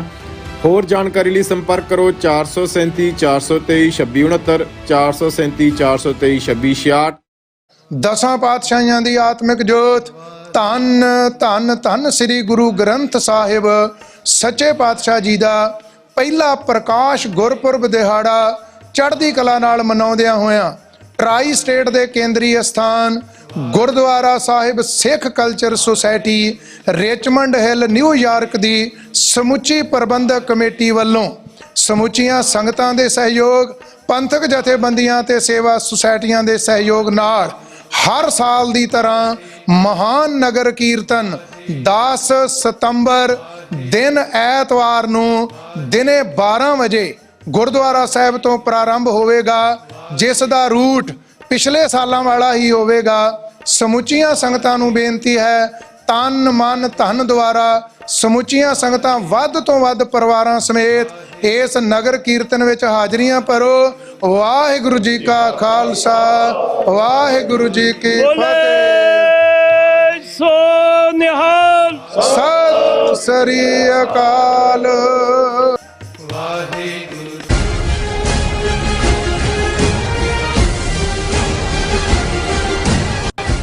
Viewers welcome back on programme. So viewers गलबात करन जा रहे हैं कि तमिलनाडु दी डीएमके पार्टी दे एक एमपी ने कहा है कि सनातन धर्म कोड वांग है, उसने इस मुद्दे ते हिंदुत्वियां नूं खुली बैंस दा जिहड़ा चैलेंज है कीता है। और याद रहे इस तो पहला डीएमके दी एक प्रमुख आगू स्टालिन ने सनातन धर्म की जिहड़ी डेंगू मलेरिया ते कोविड नाल जिहड़ी तुलना कीती सी अते कहा सी कि सनातन धर्म दा जिहड़ा वितकरे ते आधारित जिहड़ा धर्म है पूरी तरह सर्वनाश होना चाहिए। सो इस बारे आप गलबात करन जा रहे हैं। सो असीं चाहांगे कि तुसां इसी तरह बने रहना, देखण सुनने या लिखने तुहाडा सब दा बहुत धन्नवाद जी। डॉक्टर साहब की विचारां ने? देखो MK स्टालिन जिहड़े ने वो करुणानिधि दा परिवार है, बच्चों के नाम भी उन्होंने उस लाइन के उत्ते ही रखे ने जी। और हालांकि करुणानिधि उस पेरियार जां अन्नादुराई DMK पार्टी जिहड़ी मूल तौर के उत्ते वर्ण आश्रम जिस दे लई कदे लफज ब्राह्मणवाद इस्तेमाल हुंदा सी, अज हिंदूत्वा हुंदा है। तो हुण क्योंकि जिहड़े हिंदूत्वी ने इस दे लई सनातन धर्म लफज भी इस्तेमाल करन लग गए। सो DMK दी आइडियोलॉजी जिहड़ी कि द्राविड़ बेस्ड, और असीं जदों इस दे उत्ते सैगमेंट कीता जदों कि मिस्टर स्टालिन जिहड़ा उन्हां दा स्पोर्ट्स मिनिस्टर भी है, उन्हें एक कॉन्फ्रेंस दे विच कहा कि भी ये जिहड़ा सनातन धर्म है ये तो डेंगू कोविड मलेरिया वांग है और ये वितकरे ते आधारित है। और जदों तक इस दी टोटल जिहड़ी है वो डिस्ट्रक्शन नहीं हुंदी, वितकरा खत्म नहीं हो सकता। और क्योंकि 2024 ਦੀਆਂ ਚੋਣਾਂ ने हिंदूत्वी बीजेपी पार्टी कोई ना कोई एजेंडा लभ रही है, उन्होंने इस एजेंडा भी लभ्या। उन्होंने कहा जी देखो ये तो जैनोसाइड की गल कर रहे हैं जिहड़े सनातनियां दे और दूजे। हालां उन्होंने कहा जी असी हिंदू लफज या हिंदुत्व इसलिए नहीं इस्तेमाल किया भी इनू इवें इंटरप्रेट ना किया जाए कि भी ये हिंदुओं के खिलाफ है। उन्होंने कहा ये उही है जिहड़ा ब्राह्मणवाद जिस दे विच पक्के तौर के उत्ते वर्ण आश्रम है, एक उच्चा एक नीवां बराबरी का कानसैप्ट नहीं है। और जदों तक इस बेसिक थ्योरी वाली जिहड़ी सोच है उन्होंने खत्म नहीं किया जाता, बराबरी हो नहीं सकती। लेकिन उदों दा उन्होंने इन्ना प्रोपेगेंडा उहदे खिलाफ स्टालिन दे और दूजा कीता है। और वो स्मृति ईरानी मोदी ने भी अपने वजीरां नूं सद के कहा जी ये डिबेट बंद कर दिओ कि जी इंडिया का नाम भारत होना चाहिए। पर ये जिहड़ा सनातन धर्म के उत्ते हमला है उन्हें कीता, इनू बना के इन्हां दा जिहड़ा इंडिया अलायंस है उन्होंने खंडा पुंडा दे। और ऑलरेडी उसके सिम्पटम भी यूपी की सोशलिस्ट पार्टी शिव सेना वाले ने भी कहा है कि जी वो पर्सनल विचार हो सकते हैं और ये वो हो सकता है। और इस दे चलदे अज जिहड़ा क्योंकि ये तो पहला उन्होंने चीफ मिनिस्टर स्टालिन के बेटे ने कहा जिहड़ा मिनिस्टर है, और दूसरा DMK का ही mister Raja MA Raja member parliament है। अज उन्हें एक कदम होर अगे जाके कहा after Udhayanidhi DMK's Raja likens Sanatana Dharma to leprosy that had social stigma. DMK MP says PM Modi violated Sanatan Dharma's principles and visited foreign countries. ਹੁਣ ਇਹ ਮਿਸਟਰ ਰਾਜਾ ਕਹਿੰਦੇ ਨੇ ਕਿ ਵੀ ਇਹ ਕੱਲਾ ਡੇਂਗੂ ਕੋਵਿਡ ਜਾਂ ਮਲੇਰੀਆ ਮੱਛਰ ਨਹੀਂ ਹੈ, ਇਹ ਤਾਂ ਕੋਡ ਹੈ, ਕੋਡ ਚੰਬੜਿਆ ਹੋਇਆ ਹੈ। ਔਰ ਉਹਨੇ ਇਸ ਦੇ ਉੱਤੇ ਕਿਹਾ ਮੋਦੀ ਜਿਹੜਾ ਇਹਨੇ ਵੀ ਸਨਾਤਨ ਧਰਮ ਵਾਇਲੇਟ ਕੀਤਾ ਹੈ। ਹੁਣ ਉਹ ਕੀ ਹੈ, ਔਰ ਇਹ ਗੱਲ ਉਹਦੀ ਗਲਤ ਨਹੀਂ ਹੈ। ਮੁੱਢਲੇ ਤੌਰ ਦੇ ਉੱਤੇ ਈਵਨ ਜਦੋਂ ਤੁਸੀਂ ਗਾਂਧੀ ਦੀ ਆਟੋਬਾਇਓਗ੍ਰਾਫੀ ਵੀ ਪੜ੍ਹੋ, ਗਾਂਧੀ ਭਾਵੇਂ ਪੜ੍ਹਨ ਲਈ ਵਕਾਲਤ ਦੀ ਪੜ੍ਹਾਈ ਕਰਨ ਲਈ ਯੂਕੇ ਆਇਆ, ਪਰ ਜਿਹੜਾ ਸਨਾਤਨ ਧਰਮ ਦਾ ਕਨਸੈਪਟ ਸੀ ਉਹ ਇਸ ਖਿੱਤੇ ਨੂੰ ਹੀ, ਜਿਹਨੂੰ ਭਾਰਤ ਜਾਂ ਕਿਸੇ ਵੇਲੇ ਉਸ ਨੂੰ ਆਰੀਆ ਵਰਤ ਜਾਂ ਜੰਬੂ ਦੀਪ, ਇਹ ਸਾਰੇ ਲਫ਼ਜ਼ ਸੀ, ਇਹਨੂੰ ਹੀ ਪਾਵਨ ਪਵਿੱਤਰ ਧਰਤੀ ਮੰਨਦੇ ਸੀ। ਔਰ ਜਿਹੜਾ ਇਹਨੂੰ ਛੱਡ ਕੇ ਸਮੁੰਦਰ ਪਾਰ ਜਾਏ ਉਹ ਮਲੇਸ਼ ਹੋ ਜਾਂਦਾ ਸੀ, ਉਹਨੂੰ ਕੱਢ ਦਿੱਤਾ ਜਾਂਦਾ ਸੀ ਬਰਾਦਰੀ ਚੋਂ, ਵਰਣ ਚੋਂ। ਔਰ ਫਿਰ ਥੋੜਾ ਜਿਹਾ ਜਦੋਂ ਨਰਮ ਹੋਣਾ ਸ਼ੁਰੂ ਹੋਇਆ ਕੰਮ, ਉਦੋਂ ਸੀ ਵੀ ਉਹਨੂੰ ਵਾਪਸ ਪ੍ਰਵੇਸ਼ ਕਰਨ ਲਈ ਪੂਜਾ ਕਰਕੇ ਜਾਂ ਉਹਦਾ ਸ਼ੁੱਧੀਕਰਨ ਕਰਕੇ ਉਹਨੂੰ ਵਾਪਸ ਲਿਆ ਜਾਂਦਾ ਸੀ। ਹੁਣ ਇਹ ਮਿਸਟਰ ਰਾਜਾ ਕਹਿ ਰਹੇ ਨੇ ਕਿ ਮੋਦੀ ਤਾਂ ਰਹਿੰਦਾ ਹੀ ਬਾਹਰ ਹੈ, ਇਹ ਸਨਾਤਨ ਧਰਮ ਨੂੰ ਵਾਇਲੇਟ ਕਰ ਰਿਹਾ ਹੈ। ਇਹ ਜਿਹੜਾ ਹੈ ਉਹਨੇ ਕਿਹਾ ਵੀ PM Modi violated Sanatan Dharma principles and visited foreign countries. ਇਹ ਤਾਂ ਬਾਹਰਲੇ ਦੇਸ਼ਾਂ 'ਚ ਹੀ ਰਹਿੰਦਾ ਹਮੇਸ਼ਾ। ਔਰ ਨਾਲ ਦੀ ਨਾਲ ਉਹਨੇ ਕਿਹਾ ਵੀ ਇਸ ਇਸ਼ੂ ਦੇ ਉੱਤੇ ਸਨਾਤਨ ਧਰਮ ਨੂੰ ਅਸੀਂ ਕਿਉਂ ਕਿਹਾ ਵੀ ਇਹ ਕੋਡ ਹੈ ਜਾਂ ਇਹ ਡੇਂਗੂ ਔਰ ਕੋਵਿਡ ਹੈ, ਇਸ ਦੇ ਉੱਤੇ ਡਿਬੇਟ ਕਰ ਲਓ ਕਿ ਵੀ ਜਦੋਂ ਤੱਕ ਸਮਾਜ ਦੇ ਵਿੱਚ, ਕਿਉਂਕਿ ਸਨਾਤਨ ਧਰਮ ਦਾ ਬੇਸ ਤਾਂ ਵਰਣ ਆਸ਼ਰਮ ਹੈ ਨਾ, ਵਰਣ ਆਸ਼ਰਮ ਜ਼ਾਤ ਪਾਤ ਹੈ। ਔਰ ਉਹਨੇ ਕਿਹਾ ਕਿ ਵੀ ਇਹ ਜਿਹੜਾ ਹੈ if Sanatan Dharma should be commented in disgusting terms, ਉਹਨਾਂ ਨੇ ਕਿਹਾ ਕਿ ਵੀ ਫਿਰ ਤਾਂ ਇਹਨੂੰ, ਜੋ ਮੈਂ ਤਾਂ ਇਹਨੂੰ ਕਹਿੰਦਾ ਕੋਡ ਕਵਾਂਗਾ, ਪਰ ਉਹਨਾਂ ਨੇ ਕਿਹਾ ਵੀ ਜਿਹੜਾ ਮੋਦੀ ਕਿਉਂ ਵਾਇਲੇਟ ਕਰ ਰਿਹਾ ਸਨਾਤਨ ਧਰਮ ਨੂੰ, ਇਹ good Hindu should not cross sea and go to a foreign country. Modi's job is to go to other places that shows he is violating the Hindu code. ਫਿਰ ਉਹਨੇ ਇਸ ਦੇ ਉੱਤੇ ਕਿਹਾ ਵੀ ਮੈਂ ਅਮਿਤ ਸ਼ਾਹ ਨੂੰ ਵੀ ਚੈਲੰਜ ਕਰਦਾ ਹਾਂ, ਮੋਦੀ ਨੂੰ ਵੀ, ਕਿ ਭਾਈ ਤੁਸੀਂ ਇਸ ਮੁੱਦੇ ਦੇ ਉੱਤੇ ਕੋਈ ਡੇਟ ਫਿਕਸ ਕਰ ਲਓ, ਦਿੱਲੀ ਦੇ ਵਿੱਚ ਹੀ ਕੋਈ ਡਿਬੇਟ ਰੱਖ ਲਓ ਤੇ ਮੈਂ ਇਹਦੇ ਲਈ ਆਵਾਂਗਾ ਔਰ ਤੁਸੀਂ ਇਹਦੇ 'ਚ ਮੈਨੂੰ ਦੱਸ ਦਿਓ ਵੀ ਕੀ ਹੈ। ਲੇਕਿਨ ਇਹ ਤਾਂ ਚਲੋ ਉਹਨਾਂ ਨੇ ਕਿਹਾ, ਪਰ ਇਹ ਜੇ ਤੁਸੀਂ ਦੇਖੋ ਵੀ ਇਸ ਵੇਲੇ ਕਿਉਂ ਜਿਹਾ ਮਾਹੌਲ ਕ੍ਰੀਏਟ ਕਰ ਦਿੱਤਾ ਹੈ ਉਹਨਾਂ ਨੇ DMK ਔਰ ਉਹਨਾਂ ਦੇ ਖਿਲਾਫ, ਕਿ ਇਹ ਜਿਹੜਾ ਪਰਮਹੰਸ ਆਚਾਰੀਆ ਹੈ ਉਹਨੇ ਕਿਹਾ if need B I will behead Udanidhi myself. Paramahansa Acharya reacts to Sanatana Dharma remark. Paramahansa Acharya had announced a reward of rupees 10 crore for beheading the DMK leader over his remarks against Sanatana Dharma. ਹੁਣ ਇਹ ਆਚਾਰੀਆ ਕਹਿੰਦਾ ਵੀ ਜਿਹੜਾ ਉਹਦਾ ਸਿਰ ਵੱਢ ਕੇ ਲਿਆਏਗਾ ਪਰਮ, ਜਿਹੜਾ ਜਿਹਨੇ ਕਿਹਾ ਕਿ ਵੀ ਇਹ ਸਨਾਤਨ ਧਰਮ ਕੋਵਿਡ ਤੇ ਦੂਜਾ, ਉਹਨੂੰ 10 ਕਰੋੜ ਦਾ ਇਨਾਮ ਦਿੱਤਾ ਜਾਏਗਾ। ਉਹਨੇ ਕਿਹਾ ਜੀ ਜੇ ਲੋੜ ਪਈ ਤਾਂ ਮੈਂ ਖੁਦ ਜਾ ਕੇ ਉਹਦਾ ਸਿਰ ਵੱਢਾਂਗਾ। ਹੁਣ ਇਹ ਉਹਨਾਂ ਦੇ ਆਚਾਰੀਆ ਤੇ ਸ਼ੰਕਰਾਚਾਰੀਆ ਕਹਿ ਰਹੇ ਨੇ। ਹੁਣ ਇਸ ਸਾਰੇ ਦੇ ਚੱਲਦੇ ਆ, ਜਿਹੜੀ ਉਹਨਾਂ ਦੀ ਆਪਣੀ ਕੰਸਟੀਚੁਐਂਸੀ ਹੈ ਦਰਾਵੜਾਂ ਦੀ, ਉਹ ਤਾਂ ਪਹਿਲਾਂ ਹੀ ਇਸ ਗੱਲ ਨੂੰ ਬਿਲੀਵ ਕਰਦੇ ਨੇ। ਉਹਨਾਂ ਨੇ ਉਹ ਤਾਂ ਰਾਦਰੀ ਦੇ ਨਾਲ ਕਰੁਣਾਨਿਧੀ ਦੀ ਜਾਂ ਇਸ ਸਟਾਲਿਨ ਦੀ ਪਾਰਟੀ ਦੀ ਹੋਰ ਵੀ ਮਜ਼ਬੂਤੀ ਹੋਈ ਹੈ। ਔਰ ਇਸ ਗੱਲ ਦਾ ਵੀ ਧਿਆਨ ਰਹੇ ਕਿ ਵੀ ਇਹ ਜਿਹੜਾ ਉਹਨੇ ਸਟਾਲਿਨ ਨੇ ਫਿਰ ਇਸ ਦੇ ਉੱਤੇ ਹੀ ਕਿਹਾ ਕਿ Udhayanidhi spoke about inhuman principle, ਇਹ ਉਹਦੇ ਬਾਪ ਜਿਹੜਾ ਚੀਫ ਮਿਨਿਸਟਰ ਕਹਿ ਰਹੇ in Sanatan Dharma, unfair for PM to target him says MK Stalin. ਉਹਨੇ ਕਿਹਾ ਜੀ ਇਹ ਜਿਹੜਾ ਮੇਰੇ ਪੁੱਤਰ ਨੂੰ ਟਾਰਗੇਟ ਕੀਤਾ ਜਾ ਰਿਹਾ ਇਸ ਦੇ ਉੱਤੇ ਔਰ 10 ਕਰੋੜ ਦਾ ਇਨਾਮ ਵੀ ਰੱਖਿਆ ਹੈ। ਔਰ ਦੂਜਾ ਉਹਨੇ ਕਿਹਾ ਵੀ ਉਹਨੇ ਤਾਂ ਇਹ ਕਿਹਾ ਵੀ ਜਿਹੜਾ ਤੁਹਾਡਾ ਵਰਣ ਆਸ਼ਰਮ ਹੈ, ਜਦੋਂ ਤੱਕ ਜ਼ਾਤ ਪਾਤੀ ਸਿਸਟਮ ਇਨ ਪਲੇਸ ਹੈ, ਬਰਾਬਰੀ ਦੀ ਗੱਲ ਤਾਂ ਹੋ ਹੀ ਨਹੀਂ ਸਕਦੀ, ਬਰਾਬਰੀ ਦਾ ਕਨਸੈਪਟ ਨਹੀਂ ਹੋ ਸਕਦਾ।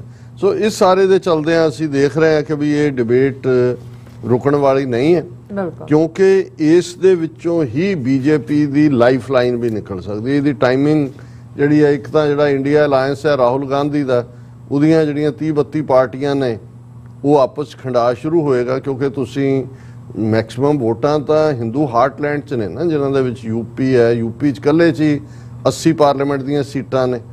UP, ਰਾਜਸਥਾਨ, ਮੱਧ ਪ੍ਰਦੇਸ਼, ਉੱਤਰਾਖੰਡ ਔਰ ਫਿਰ ਈਵਨ ਉੜੀਸਾ ਤੱਕ ਔਰ ਮਹਾਰਾਸ਼ਟਰ। ਸੋ ਹੁਣ ਤੁਸੀਂ ਇਹ ਠੀਕ ਹੈ ਵੀ ਇਹਦੇ ਨਾਲ ਜਿਹੜੀਆਂ ਸਾਊਥ ਦੀਆਂ ਸਟੇਟਾਂ ਨੇ, ਜਿਨ੍ਹਾਂ ਦੇ ਵਿੱਚ ਤਮਿਲਨਾਡੂ ਹੈ ਜਾਂ ਆਂਧਰਾ ਹੈ ਜਾਂ ਕਿਸੇ ਹੱਦ ਤੱਕ ਕਰਨਾਟਕ ਹੈ ਜਾਂ ਕੇਰਲ ਹੈ ਜਾਂ ਤੇਲੰਗਾਨਾ ਹੈ, ਉਹ ਕਿਉਂਕਿ ਦਰਾਵੜ ਰੇਸ ਦੇ ਲੋਕ ਨੇ, ਉਹਨਾਂ ਦੀ ਪੋਜੀਸ਼ਨ ਸਟਰੋਂਗ ਹੋਏਗੀ। ਲੇਕਿਨ ਮੇਨ ਲੈਂਡ ਅਲਟੀਮੇਟਲੀ ਮੈਜੋਰਿਟੀ ਤਾਂ ਨਾਰਥ ਇੰਡੀਆ ਦੇ ਵਿੱਚ ਹੀ ਹੈ, ਜਿਹੜੀ ਕਾਊ ਬੈਲਟ ਹੈ। ਸੋ ਇਹਦਾ ਨੁਕਸਾਨ ਹੋਏਗਾ। ਪਰ ਇਹ ਜਿਹੜੀ ਡਿਬੇਟ ਹੈ ਕੋਈ ਨਵੀਂ ਨਹੀਂ ਹੈ, ਇਹ ਪਹਿਲਾਂ ਵੀ ਰਹੀ ਹੈ। ਔਰ ਇਹੀ ਕਾਰਨ ਸੀ ਕਿ ਜਦੋਂ ਅਸੀਂ ਜਿਵੇਂ ਆਪਣੀ ਪਿਛਲੀ ਡਿਸਕਸ਼ਨ 'ਚ ਜਿਹੜੇ ਡਾਕਟਰ BR ਅੰਬੇਦਕਰ ਦਾ ਹਵਾਲਾ ਦਿੱਤਾ ਸੀ, ਕਿ ਵੀ ਉਹਨਾਂ ਨੇ ਐਨਾਈਲੇਸ਼ਨ ਆਫ ਕਾਸਟ ਉਹਨਾਂ ਦੀ ਕਿਤਾਬ ਹੈ, ਔਰ ਉਹਨਾਂ ਨੇ ਤਾਂ 1920 ਚ ਇੱਕ ਦਿਨ ਮਿੱਥਿਆ ਹੋਇਆ ਸੀ। ਉਹਨਾਂ ਨੇ ਕਿਹਾ ਸੀ ਵੀ ਇਹ ਜਦੋਂ ਤੱਕ ਇਹਨਾਂ ਦੇ ਧਰਮ ਗ੍ਰੰਥ ਕਾਇਮ ਨੇ ਸਾਡੇ ਨਾਲ ਇਨਸਾਫ ਨਹੀਂ ਹੋ ਸਕਦਾ। ਹੁਣ ਮਨੂ ਸਮ੍ਰਿਤੀ ਮਨੂ ਕੋਡ ਹੈ, ਲਾਅ ਹੈ, ਹਿੰਦੂ ਲਾਅ ਹੈ, ਤੇ ਉਹਦੇ ਚ ਬੇਸ ਹੀ ਇਹ ਹੈ ਕਿ ਵੀ ਤੁਸੀਂ ਬ੍ਰਾਹਮਣ ਸਭ ਤੋਂ ਉੱਪਰਲੇ ਡੰਡੇ ਤੇ ਹੈ, ਫਿਰ ਕਸ਼ਤਰੀ ਹੈ, ਫਿਰ ਵੈਸ਼ ਹੈ, ਫਿਰ ਸ਼ੂਦਰ ਹੈ। ਬਰਾਬਰੀ ਦਾ ਤਾਂ ਕਾਨਸੈਪਟ ਹੀ ਨਹੀਂ ਹੈ। ਇਹੀ ਕਾਰਨ ਹੈ ਕਿ ਗਾਂਧੀ ਵਰਗਾ ਵੀ ਜਿਹੜਾ ਅਦਰਵਾਈਜ਼ ਇਸ ਗੱਲ ਦੀ ਐਡਵੋਕੇਸੀ ਕਰਦਾ ਸੀ ਵੀ ਸ਼ੂਦਰਾਂ ਨਾਲ ਚੰਗਾ ਸਲੂਕ ਹੋਏ, ਪਰ ਉਹਨੇ ਕਾਸਟ ਸਿਸਟਮ ਨੂੰ ਕਦੇ ਕੰਡੈਮ ਨਹੀਂ ਕੀਤਾ, ਕਿਉਂਕਿ ਉਸ ਦੇ ਉੱਤੇ ਉਹਨਾਂ ਦਾ ਜਿਹੜਾ ਸਾਰੀ ਹੱਬ ਹੈ, ਸੈਂਟਰਲ ਹੱਬ ਖੜੀ ਹੈ। ਔਰ ਆਉਣ ਵਾਲੇ ਪੀਰੀਅਡ 'ਚ 2024 ਦੀਆਂ ਚੋਣਾਂ ਲਈ ਇੱਕ ਮੁੱਦਾ ਬੀਜੇਪੀ ਨੂੰ ਮਿਲ ਗਿਆ, ਕਾਂਗਰਸ ਨੂੰ, ਕਿ ਹਾਲਾਂਕਿ ਕਾਂਗਰਸ ਨੇ ਵੀ ਡਿਸਟੈਂਸ ਕਰ ਲਿਆ ਸਟੇਟਮੈਂਟ ਤੋਂ, ਲੇਕਿਨ ਉਹ ਜਿਹੜੀ ਉਹਨਾਂ ਦੀ ਇੰਡੀਆ ਅਲਾਇੰਸ ਦੀ ਇੱਕ ਸਟੇਜ ਦੇ ਉੱਤੇ ਲੱਗਦਾ ਸੀ ਵੀ ਗੱਲ ਸੀਮੈਂਟਡ ਹੋਏਗੀ, ਉਹ ਖਿਲਰੇਗੀ, ਤੇ ਇੱਧਰ ਇਹਨਾਂ ਨੂੰ ਮੌਕਾ ਬਣ ਗਿਆ। ਦੇਖੋ ਜੀ, ਇਹ ਤਾਂ ਸਾਨੂੰ ਜਿਹੜਾ ਹੈ ਉਹ ਐਲੀਮੀਨੇਟ ਕਰਨਾ ਚਾਹੁੰਦੇ ਨੇ, ਔਰ ਇਹ ਸਾਰਿਆਂ ਨੂੰ। ਸੋ ਕੁੱਲ ਮਿਲਾ ਕੇ ਅਜੇ ਤੱਕ ਸਿੱਖ ਲੀਡਰਸ਼ਿਪ ਦਾ ਪੰਜਾਬ 'ਚ ਕਿਸੇ ਵੀ ਧਿਰ ਦਾ, ਬੇਸ਼ੱਕ ਉਹ ਅਕਾਲੀ ਦਲ ਅੰਮ੍ਰਿਤਸਰ ਵੀ ਹੋਏ, ਮੈਂ ਇਹਦੇ ਤੇ ਉਹਨਾਂ ਦੀ ਟੇਕ ਨਹੀਂ ਦੇਖੀ। ਅਸੀਂ ਸਮਝਦੇ ਹਾਂ ਵੀ ਇਸ ਦੇ ਉੱਤੇ ਜਿਹੜੀ ਹੈ ਖੁੱਲ੍ਹ ਕੇ ਗੱਲ ਹੋਣੀ ਚਾਹੀਦੀ। ਈਵਨ ਮਾਇਆਵਤੀ ਵੀ ਨਹੀਂ ਬੋਲੀ, ਕਿਉਂਕਿ ਉਹਨੂੰ ਵੀ ਹੈ ਵੀ ਜੇ ਮੈਂ ਜ਼ੁਬਾਨ ਖੋਲ੍ਹੀ ਤਾਂ ਈਡੀ ਵਾਲਿਆਂ ਦਾ ਛਾਪਾ ਤੇ ਇਨਕਮ ਟੈਕਸ ਦਾ ਛਾਪਾ ਤੇ CBI ਦਾ ਛਾਪਾ, ਕਰਪਟ ਬੰਦਾ, ਮੂੰਹ ਖਾਂਦਾ, ਅੱਖਾਂ ਸ਼ਰਮਾਉਂਦੀਆਂ, ਉਹ ਤਾਂ ਬੋਲਣ ਵਾਲੀ ਗੱਲ ਨਹੀਂ ਹੁੰਦੀ। ਪਰ ਅਸੀਂ ਜ਼ਰੂਰ ਇਹ ਸਮਝਦੇ ਹਾਂ ਕਿ ਵੀ ਇਹ ਇੱਕ ਹਿੰਮਤ ਵਾਲੀ ਗੱਲ ਹੈ ਕਿ ਉਸ ਸਿਸਟਮ 'ਚ ਰਹਿੰਦੇ ਹਾਂ ਜਿੱਥੇ ਇੱਕ ਪਾਸੇ ਹਿੰਦੂ ਰਾਸ਼ਟਰ ਦਾ ਕਾਨਸੈਪਟ ਆਲਮੋਸਟ ਉਸ ਲੈਵਲ ਤੇ ਆ ਗਿਆ ਵੀ ਉਹਨਾਂ ਨੂੰ ਇੰਡੀਆ ਲਫ਼ਜ਼ ਦੇ ਨਾਲ ਵੀ ਪ੍ਰੋਬਲਮ ਹੈ ਕਿ ਵੀ ਨਹੀਂ ਇਹਨੂੰ ਭਾਰਤ ਕਹਿਣਾ, ਉਹਨਾਂ ਨੇ ਭਾਰਤ ਵੀ ਨਹੀਂ ਹੈ, ਅਲਟੀਮੇਟਲੀ ਉਹਨਾਂ ਨੇ ਉਹਨੂੰ ਆਰੀਆਵਰਤ ਕਹਿਣਾ, ਜੋ ਉਹਨਾਂ ਦਾ ਵਰਣ ਆਸ਼ਰਮ ਦੇ ਨਾਂ ਥੱਲੇ, ਲੇਕਿਨ ਉਹ ਸਟੈਪ ਬਾਈ ਸਟੈਪ ਹੁੰਦਾ ਹੈ ਕਿ ਵੀ ਦੂਜਾ।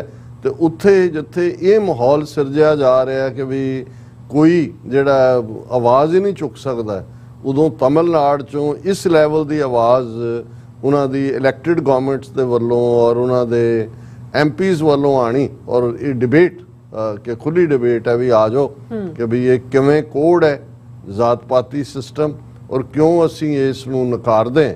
ਅਸੀਂ ਸਮਝਦੇ ਹਾਂ ਵੀ ਸਿੱਖ ਲੀਡਰਸ਼ਿਪ ਨੂੰ ਵੀ ਪੰਜਾਬ 'ਚ ਆਵਾਜ਼ ਚੁੱਕਣੀ ਚਾਹੀਦੀ ਹੈ, ਕਿਉਂਕਿ ਸਿੱਖ ਧਰਮ ਨੇ 550 ਸਾਲ ਪਹਿਲਾਂ ਗੁਰੂ ਨਾਨਕ ਸਾਹਿਬ ਪ੍ਰਕਾਸ਼ਮਾਨ ਹੁੰਦੇ ਨੇ, ਔਰ ਉਹਨਾਂ ਦਾ ਤਾਂ ਬੇਸਿਕ ਫੱਕੜ ਜਾਤੀ ਫੱਕੜ ਨਾਓ ਸਭਨਾ ਜੀਆਂ ਇੱਕਾ ਛਾਓ, ਕਿ ਭਾਈ ਇਹ ਜ਼ਾਤ ਪਾਤ ਦਾ ਅਭਿਮਾਨ ਜਿਹੜਾ ਹੈ ਇਹ ਤਾਂ ਬਿਲਕੁਲ ਇਸ ਦੀ ਕੋਈ ਥਾਂ ਨਹੀਂ ਹੈ।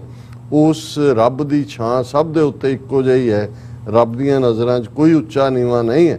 ਔਰ ਗੁਰੂ ਨਾਨਕ ਸਾਹਿਬ ਨੇ ਫਰਮਾਇਆ, ਨੀਚਾਂ ਅੰਦਰ ਨੀਚ ਜਾਤ, ਨੀਚੀ ਹੂੰ ਅਤ ਨੀਚ, ਨਾਨਕ ਤਿਨ ਕੈ ਸੰਗ ਸਾਥ, ਵੱਡਿਆਂ ਸਿਉ ਕਿਆ ਰੀਸ, ਜਿੱਥੇ ਨੀਚ ਸੰਭਾਲੀਆਂ ਤਿੱਥੇ ਨਦਰ ਤੇਰੀ ਬਖਸ਼ੀਸ਼। ਕਿ ਭਾਈ ਮੈਂ ਤਾਂ ਨੀਵਿਆਂ ਦੇ ਨਾਲ ਖੜਾ, ਔਰ ਉਸ ਰੱਬ ਦੀ ਵੀ ਰਹਿਮਤ ਉੱਥੇ ਹੀ ਹੁੰਦੀ ਹੈ, ਉਹਦੀ ਨਜ਼ਰੇ ਅਨਾਇਤ ਵੀ ਉੱਥੇ ਹੀ ਹੁੰਦੀ ਹੈ ਜਿੱਥੇ ਗਰੀਬਾਂ ਦੀ ਸਾਰ ਸੰਭਾਲ ਹੁੰਦੀ ਹੈ। ਸੋ ਅਸੀਂ ਸਮਝਦੇ ਹਾਂ ਵੀ ਇਸ ਮੁੱਦੇ ਦੇ ਉੱਤੇ ਸਿੱਖ ਲੀਡਰਸ਼ਿਪ ਨੂੰ ਆਪਣੀ ਆਵਾਜ਼ ਬੁਲੰਦ ਕਰਨੀ ਚਾਹੀਦੀ ਹੈ, ਸਿੱਖ ਜਥੇਬੰਦੀਆਂ ਨੂੰ, ਕਿਉਂਕਿ ਜਿਹੜਾ ਸਿੱਖੀ ਦਾ ਸਿਧਾਂਤ ਹੈ ਉਹ ਵਰਣ ਆਸ਼ਰਮ ਦੇ ਖਿਲਾਫ ਪੂਰੀ ਤਰ੍ਹਾਂ ਇਨਸਾਨੀ ਬਰਾਬਰੀ, ਉਸੇ ਹੀ ਵਰਣ ਆਸ਼ਰਮ 'ਚ ਸਨਾਤਨ ਜਿਹਨੂੰ ਧਰਮ ਕਹਿੰਦੇ ਨੇ, ਔਰਤ ਦਾ ਜਿਸ ਨੂੰ ਜਨੇਊ ਨਹੀਂ ਪਾਇਆ ਜਾ ਸਕਦਾ, ਜਿਸ ਦੇ ਲਈ ਸਮਾਜ ਦੇ ਵਿੱਚ ਹੀਣੀ ਥਾਂ ਹੈ, ਪਰ ਇੱਥੇ ਗੁਰੂ ਨਾਨਕ ਸਾਹਿਬ ਸੋ ਕਿਉਂ ਮੰਦਾ ਆਖੀਏ ਜਿਤ ਜੰਮੇ ਰਾਜਾਨ ਦੇ ਨਾਲ ਵਿਮਨ ਐਮਪਾਵਰਮੈਂਟ ਦੀ ਗੱਲ ਕਰਦੇ ਨੇ। ਸੋ ਇਹ ਆਵਾਜ਼ ਪੰਜਾਬ 'ਚੋਂ ਉੱਠਣੀ ਚਾਹੀਦੀ ਹੈ ਤਾਂ ਕਿ ਸਾਊਥ ਵਾਲਿਆਂ ਨੂੰ ਪਤਾ ਲੱਗੇ ਕਿ ਭਾਈ ਉਹਨਾਂ ਦੇ ਵਿਚਾਰ ਦੇ ਨਾਲ ਸਿੱਖ ਕੌਮ ਜਿਹੜੀ ਹੈ ਉਹ ਸਹਿਮਤੀ ਰੱਖਦੀ ਹੈ। ਜੀ ਡਾਕਟਰ ਸਾਹਿਬ, ਤੁਹਾਡਾ ਬਹੁਤ ਬਹੁਤ ਧੰਨਵਾਦ। ਸਾਥ ਲੈਣਾ ਬ੍ਰੇਕ ਵਿਊਅਰਸ, ਤੁਸੀਂ ਇਸੇ ਤਰ੍ਹਾਂ ਹੀ ਬਣੇ ਰਹਿਣਾ। ਮਿਲਦੇ ਹਾਂ ਛੋਟੇ ਜਿਹੇ ਬ੍ਰੇਕ ਬਾਅਦ।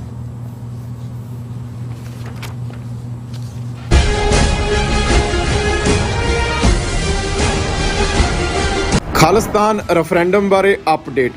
ਖਾਲਿਸਤਾਨ ਦੀਆਂ ਵੋਟਾਂ 10 ਸਤੰਬਰ ਦਿਨ ਐਤਵਾਰ ਨੂੰ ਹੀ ਪੈਣਗੀਆਂ। ਵੋਟਿੰਗ ਸੈਂਟਰ ਦੀ ਲੋਕੇਸ਼ਨ ਚੇਂਜ ਹੋ ਚੁੱਕੀ ਹੈ। ਵੋਟਾਂ ਹੁਣ Guru Nanak Sikh Gurdwara Surrey Scott Road ਦੇ ਉੱਤੇ ਸਵੇਰੇ 9 ਵਜੇ ਤੋਂ ਲੈ ਕੇ ਸ਼ਾਮ ਦੇ 5 ਵਜੇ ਤੱਕ ਪੈਣਗੀਆਂ। ਹੋਰ ਜਾਣਕਾਰੀ ਲਈ ਸੰਪਰਕ ਕਰੋ 437 423 2669, 437 423 2666। ਦਸਾਂ ਪਾਤਸ਼ਾਹੀਆਂ ਦੀ ਆਤਮਿਕ ਜੋਤ ਧੰਨ ਧੰਨ ਧੰਨ ਸ੍ਰੀ ਗੁਰੂ ਗ੍ਰੰਥ ਸਾਹਿਬ ਸੱਚੇ ਪਾਤਸ਼ਾਹ ਜੀ ਦਾ ਪਹਿਲਾ ਪ੍ਰਕਾਸ਼ ਗੁਰਪੁਰਬ ਦਿਹਾੜਾ ਚੜ੍ਹਦੀ ਕਲਾ ਨਾਲ ਮਨਾਉਂਦਿਆਂ ਹੋਇਆਂ ਟਰਾਈ ਸਟੇਟ ਦੇ ਕੇਂਦਰੀ ਅਸਥਾਨ gurdwara Sahib Sikh culture society Richmond Hill New York ਦੀ ਸਮੁੱਚੀ ਪ੍ਰਬੰਧਕ ਕਮੇਟੀ ਵੱਲੋਂ ਸਮੁੱਚੀਆਂ ਸੰਗਤਾਂ ਦੇ ਸਹਿਯੋਗ ਪੰਥਕ ਜਥੇਬੰਦੀਆਂ ਤੇ ਸੇਵਾ ਸੁਸਾਇਟੀਆਂ ਦੇ ਸਹਿਯੋਗ ਨਾਲ ਹਰ ਸਾਲ ਦੀ ਤਰ੍ਹਾਂ ਮਹਾਨ ਨਗਰ ਕੀਰਤਨ 10 ਸਤੰਬਰ ਦਿਨ ਐਤਵਾਰ ਨੂੰ ਦਿਨੇ 12 ਵਜੇ ਗੁਰਦੁਆਰਾ ਸਾਹਿਬ ਤੋਂ ਪ੍ਰਾਰੰਭ ਹੋਵੇਗਾ, ਜਿਸ ਦਾ ਰੂਟ ਪਿਛਲੇ ਸਾਲਾਂ ਵਾਲਾ ਹੀ ਹੋਵੇਗਾ। ਸਮੁੱਚੀਆਂ ਸੰਗਤਾਂ ਨੂੰ ਬੇਨਤੀ ਹੈ, ਤਨ ਮਨ ਧਨ ਦੁਆਰਾ ਸਮੁੱਚੀਆਂ ਸੰਗਤਾਂ ਵੱਧ ਤੋਂ ਵੱਧ ਪਰਿਵਾਰਾਂ ਸਮੇਤ ਇਸ ਨਗਰ ਕੀਰਤਨ ਵਿੱਚ ਹਾਜ਼ਰੀਆਂ ਭਰੋ। ਵਾਹਿਗੁਰੂ ਜੀ ਕਾ ਖਾਲਸਾ, ਵਾਹਿਗੁਰੂ ਜੀ ਕੀ ਫਤਿਹ। ਸੋ ਨਿਹਾਲ। ਸਤਿ ਸ੍ਰੀ ਅਕਾਲ।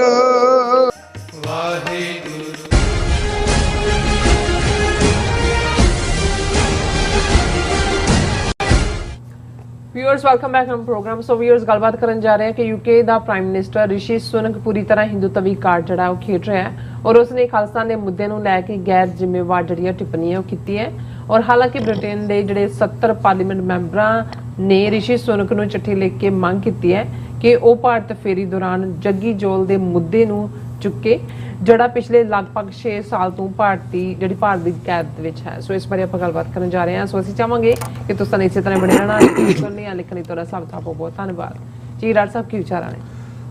ਦੇਖੋ G20 ਸਮਿਟ ਦੇ ਵਿੱਚ ਸ਼ਾਮਲ ਹੋਣ ਲਈ ਰਿਸ਼ੀ ਸੁਨਕ ਜਿਹੜੇ ਨੇ ਉਹ ਆਪਣੀ ਪਹਿਲੀ ਵਿਜ਼ਿਟ ਦੇ ਉੱਤੇ ਪ੍ਰਾਈਮ ਮਿਨਿਸਟਰ ਬਣਨ ਤੋਂ ਬਾਅਦ ਭਾਰਤ ਰਵਾਨਗੀ ਪਹੁੰਚਣਾ ਔਰ ਬੜਾ ਡੀਟੇਲ ਇੰਟਰਵਿਊ ਜਿਹੜਾ ਉਹਨਾਂ ਨੇ PTI Bharat the official news agency press trust of India ਨੂੰ ਦਿੱਤਾ ਹੈ।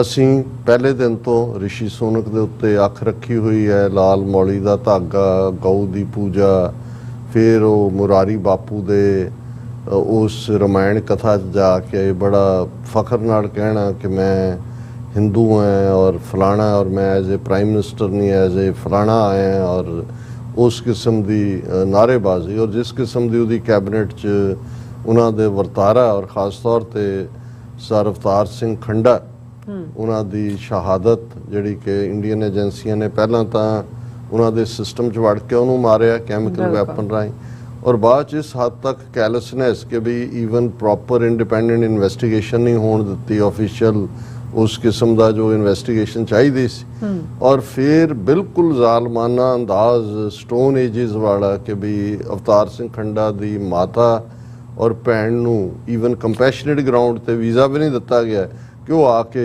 शमूलीयत कर सकन।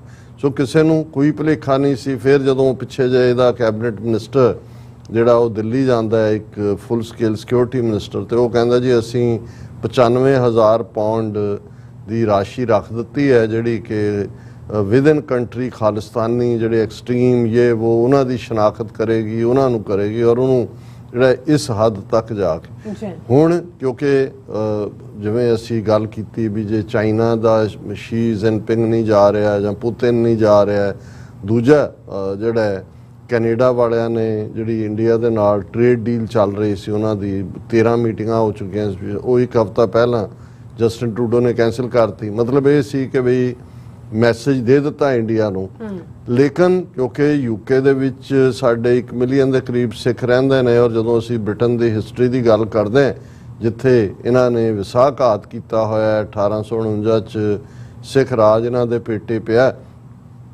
ਉੱਥੇ ਅਸੀਂ ਇਹ ਵੀ ਮਹਿਸੂਸ ਕਰਦੇ ਹਾਂ ਕਿ ਭਾਈ ਸਾਡੇ 2 ਮੈਂਬਰ ਪਾਰਲੀਮੈਂਟ ਨੇ ਬ੍ਰਿਟਿਸ਼ ਪਾਰਲੀਮੈਂਟ 'ਚ ਸਾਡੀ ਆਬਾਦੀ ਇਨਫਲੂਐਂਸ ਰੱਖਦੀ ਹੈ ਔਰ ਲੇਕਿਨ ਰਿਸ਼ੀ ਸੁਨਕ ਨੇ ਕੋਈ ਭੁਲੇਖਾ ਨਹੀਂ ਰਹਿਣ ਦਿੱਤਾ ਕਿ ਵੀ ਯੂਕੇ ਜਿਹੜਾ ਹੈ ਉਹ ਮੋਦੀ ਦੇ ਭਾਰਤ ਦੀ ਐਕਸਟੈਂਸ਼ਨ ਹੀ ਹੈ। ਇਹ ਬਿਹੇਵੀਅਰ ਉਹਦੇ ਉਸ ਇੰਟਰਵਿਊ ਦਾ ਵੀ ਅਸੀਂ ਜ਼ਿਕਰ ਕਰਾਂਗੇ ਜਿਹੜਾ ਉਹਨੇ PTI ਨੂੰ ਦਿੱਤਾ ਹੈ, ਜਿਹਦੇ 'ਚ ਲੱਗਦਾ ਹੈ ਕਿ ਵੀ ਇਸ ਵੇਲੇ ਇੰਡੀਆ ਔਰ ਯੂਕੇ ਦੇ ਰਿਲੇਸ਼ਨਸ਼ਿਪ 'ਚ ਖਾਲਿਸਤਾਨ ਤੋਂ ਬਿਨਾਂ ਕੋਈ ਮੁੱਦਾ ਹੀ ਨਾ ਬਚਿਆ ਹੋਏ।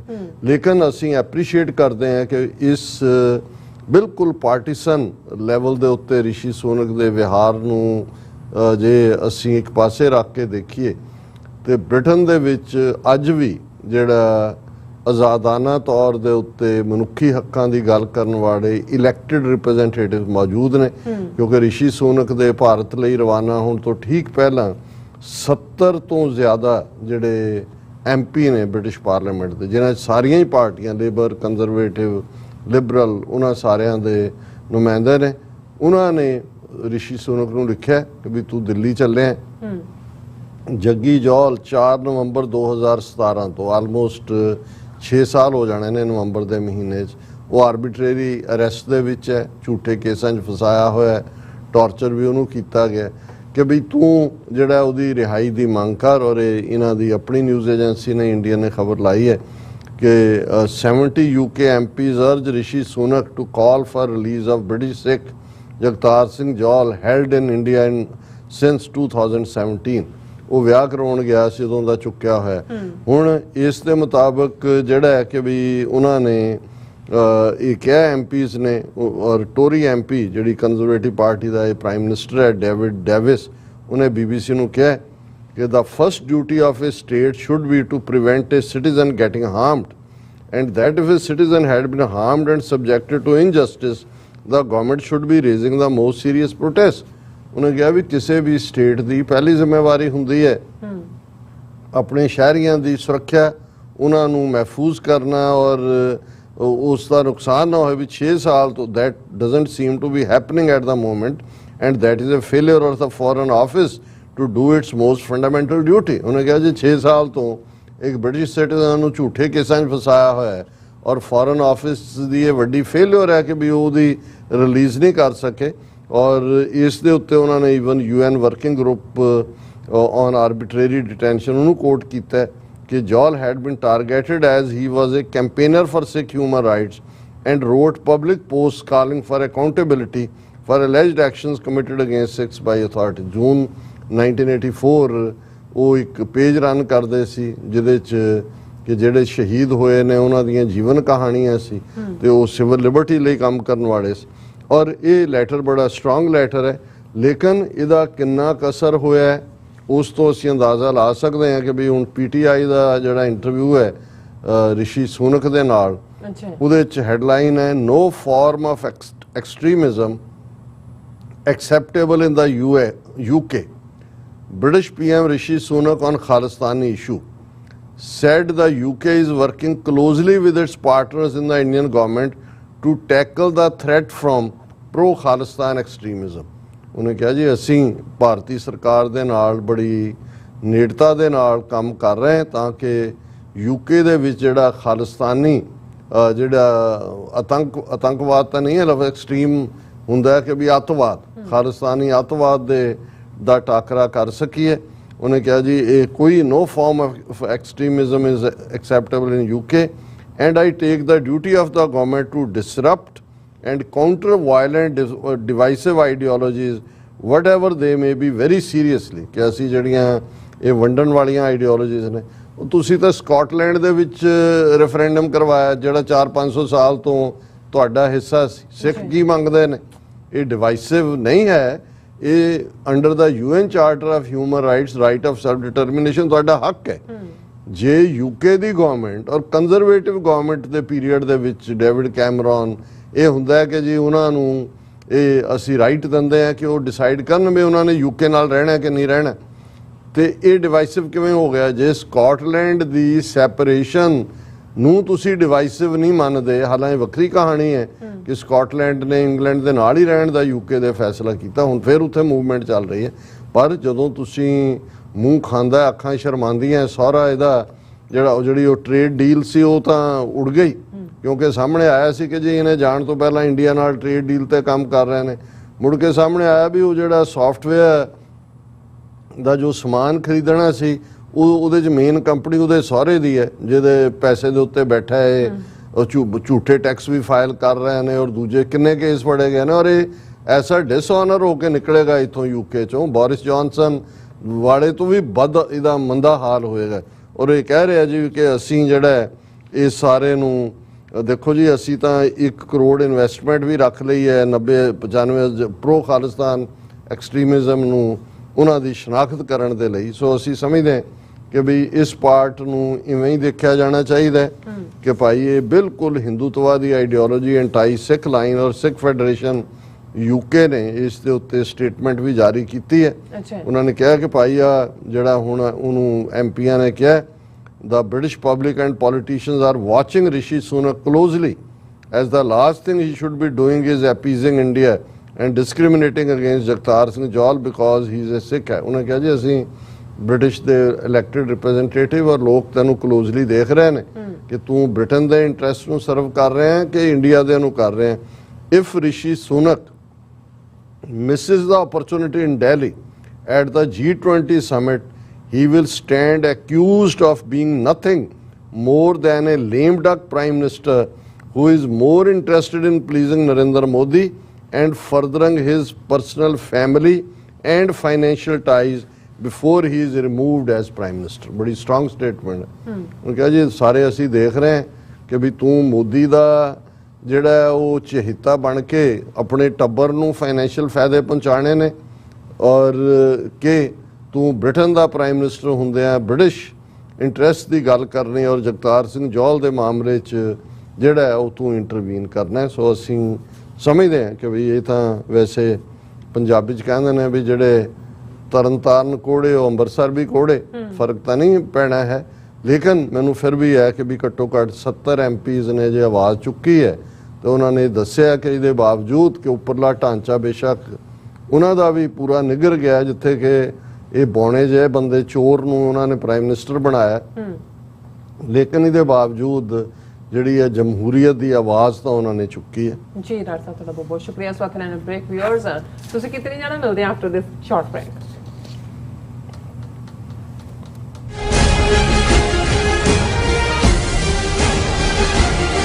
ਦਸਾਂ ਪਾਤਸ਼ਾਹੀਆਂ ਦੀ ਆਤਮਿਕ ਜੋਤ ਧੰਨ ਧੰਨ ਧੰਨ ਸ੍ਰੀ ਗੁਰੂ ਗ੍ਰੰਥ ਸਾਹਿਬ ਸੱਚੇ ਪਾਤਸ਼ਾਹ ਜੀ ਦਾ ਪਹਿਲਾ ਪ੍ਰਕਾਸ਼ ਗੁਰਪੁਰਬ ਦਿਹਾੜਾ ਚੜ੍ਹਦੀ ਕਲਾ ਨਾਲ ਮਨਾਉਂਦਿਆਂ ਹੋਇਆਂ ਟਰਾਈ ਸਟੇਟ ਦੇ ਕੇਂਦਰੀ ਅਸਥਾਨ gurdwara Sahib Sikh culture society Richmond Hill New York ਦੀ ਸਮੁੱਚੀ ਪ੍ਰਬੰਧਕ ਕਮੇਟੀ ਵੱਲੋਂ ਸਮੁੱਚੀਆਂ ਸੰਗਤਾਂ ਦੇ ਸਹਿਯੋਗ, ਪੰਥਕ ਜਥੇਬੰਦੀਆਂ ਤੇ ਸੇਵਾ ਸੁਸਾਇਟੀਆਂ ਦੇ ਸਹਿਯੋਗ ਨਾਲ ਹਰ ਸਾਲ ਦੀ ਤਰ੍ਹਾਂ ਮਹਾਨ ਨਗਰ ਕੀਰਤਨ 10 ਸਤੰਬਰ ਦਿਨ ਐਤਵਾਰ ਨੂੰ ਦਿਨੇ 12 ਵਜੇ ਗੁਰਦੁਆਰਾ ਸਾਹਿਬ ਤੋਂ ਪ੍ਰਾਰੰਭ ਹੋਵੇਗਾ, ਜਿਸ ਦਾ ਰੂਟ ਪਿਛਲੇ ਸਾਲਾਂ ਵਾਲਾ ਹੀ ਹੋਵੇਗਾ। ਸਮੁੱਚੀਆਂ ਸੰਗਤਾਂ ਨੂੰ ਬੇਨਤੀ ਹੈ, ਤਨ ਮਨ ਧਨ ਦੁਆਰਾ ਸਮੁੱਚੀਆਂ ਸੰਗਤਾਂ ਵੱਧ ਤੋਂ ਵੱਧ ਪਰਿਵਾਰਾਂ ਸਮੇਤ ਇਸ ਨਗਰ ਕੀਰਤਨ ਵਿੱਚ ਹਾਜ਼ਰੀਆਂ ਭਰੋ।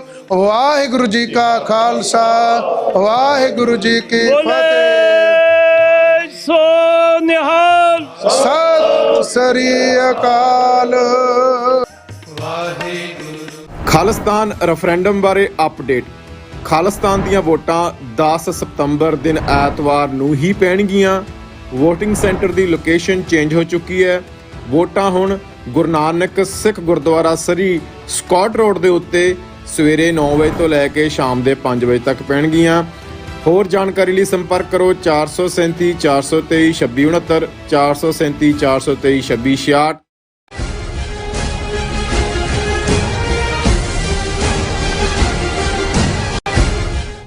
Viewers welcome back from home. So viewers ਗੱਲਬਾਤ ਕਰਨ ਜਾ ਰਹੇ ਹਾਂ ਕਿ ਆਸਟ੍ਰੇਲੀਆ ਦੇ member parliament bread baton Darbar Sahib Amritsar ਦੇ ਜਿਹੜੇ ਦਰਸ਼ਨਾਂ ਲਈ ਗਏ ਨੇ ਔਰ ਉਹਨਾਂ ਨੇ ਆਸਟ੍ਰੇਲੀਆ ਦੇ ਸਿੱਖਾਂ ਦੀ ਜਿਹੜੀ ਭਾਰੀ ਆ ਤਾਰੀਫ ਕੀਤੀ ਹੈ ਔਰ ਉਸਨੇ ਕਿਹਾ ਹੈ ਕਿ ਸਿੱਖ ਕੌਮ ਹਰ ਮੁਸੀਬਤ ਦੇ ਵੇਲੇ ਅੱਗੇ ਹੋ ਕੇ ਆਪਣਾ ਜਿਹੜਾ ਫਰਜ਼ਾ ਨਿਭਾਉਂਦੀ ਹੈ। ਸੋ ਇਸ ਬਾਰੇ ਆਪਾਂ ਗੱਲਬਾਤ ਕਰਨ ਦੇ ਨਾਲ ਨਾਲ ਜਿਹੜੇ ਤੁਹਾਡੇ YouTube ਤੋਂ ਉੱਪਰ ਜਾਂ Facebook ਦੇ ਉੱਪਰ ਜਿਹੜੇ ਮੈਸੇਜ ਨੇ ਲਾਈਵ ਹੈ ਉਹ ਆਪਾਂ ਤੁਹਾਡੇ ਨਾਲ ਸ਼ੇਅਰ ਕਰਨ ਜਾ ਰਹੇ ਹਾਂ। ਸੋ ਅਸੀਂ ਚਾਹਾਂਗੇ ਕਿ ਤੁਸੀਂ ਇਸੇ ਤਰ੍ਹਾਂ ਬਣੇ ਰਹਿਣਾ, ਦੇਖਣ ਸੁਣ ਲਈ ਲਿਖਣ ਲਈ ਤੁਹਾਡਾ ਸਭ ਦਾ ਬਹੁਤ ਧੰਨਵਾਦ। ਜੀ ਰਾਜ ਸਾਹਿਬ ਕੀ ਕਹਿਣਾ ਚਾਹੋਗੇ? ਦੇਖੋ, ਇੰਡੀਅਨ ਹਕੂਮਤ ਨੇ ਜਾਂ ਉਹਨਾਂ ਦੀਆਂ ਜਿਹੜੀਆਂ ਬਾਹਰ ਐਮਬੈਸੀਆਂ, ਹਾਈ ਕਮਿਸ਼ਨ, ਕੌਂਸੂਲੇਟ ਨੇ, ਉਹਨਾਂ ਨੇ ਤਾਂ ਅੱਡੀ ਚੋਟੀ ਦਾ ਜ਼ੋਰ ਲਾਇਆ ਹੋਇਆ ਕਿ ਸਿੱਖਾਂ ਨੂੰ ਬਦਨਾਮ ਕਿਵੇਂ ਕਰਨਾ ਜੀ। ਔਰ ਇਹੀ ਕਾਰਨ ਹੈ ਕਿ ਖਾਲਿਸਤਾਨ ਜਾਂ ਖਾਲਿਸਤਾਨ ਰੈਫਰੈਂਡਮ ਨੂੰ ਅੱਤਵਾਦ ਨਾਲ ਜੋੜ ਕੇ, ਦਹਿਸ਼ਤਗਰਦੀ ਨਾਲ ਜੋੜ ਕੇ, ਜਿਵੇਂ ਇਹਨਾਂ ਨੇ 4 ਹਕੂਮਤਾਂ ਖਾਸ ਤੌਰ 'ਤੇ ਅਮਰੀਕਾ, ਕੈਨੇਡਾ, ਆਸਟ੍ਰੇਲੀਆ ਔਰ UK ਉਹਨਾਂ 'ਤੇ ਦਬਾਅ ਬਣਾਇਆ। UK ਵਾਲਾ ਤਾਂ ਉਹਨੇ ਤਾਂ ਬਕਲ ਡਾਊਨ ਕੀਤਾ ਹੋਇਆ। ਰਿਸ਼ੀ ਸੁਨਕ ਦੀ ਗੱਲ ਅਸੀਂ ਕਰਕੇ ਹਟੇ ਹਾਂ ਕਿ ਵੀ ਉਹ ਤਾਂ G20 ਜਾਣ ਤੋਂ ਪਹਿਲਾਂ PTI ਨੂੰ ਇੰਟਰਵਿਊ ਦੇ ਕੇ ਸਾਰਾ ਭਾਂਡਾ ਖਾਲਿਸਤਾਨ ਦੇ ਸਿਰ ਤੇ ਭੰਨਦੇ ਆ ਜਿਹੜਾ ਉਹ ਉਹੀ ਮੋਦੀ ਦੀ ਬੋਲੀ ਬੋਲ ਰਹੇ।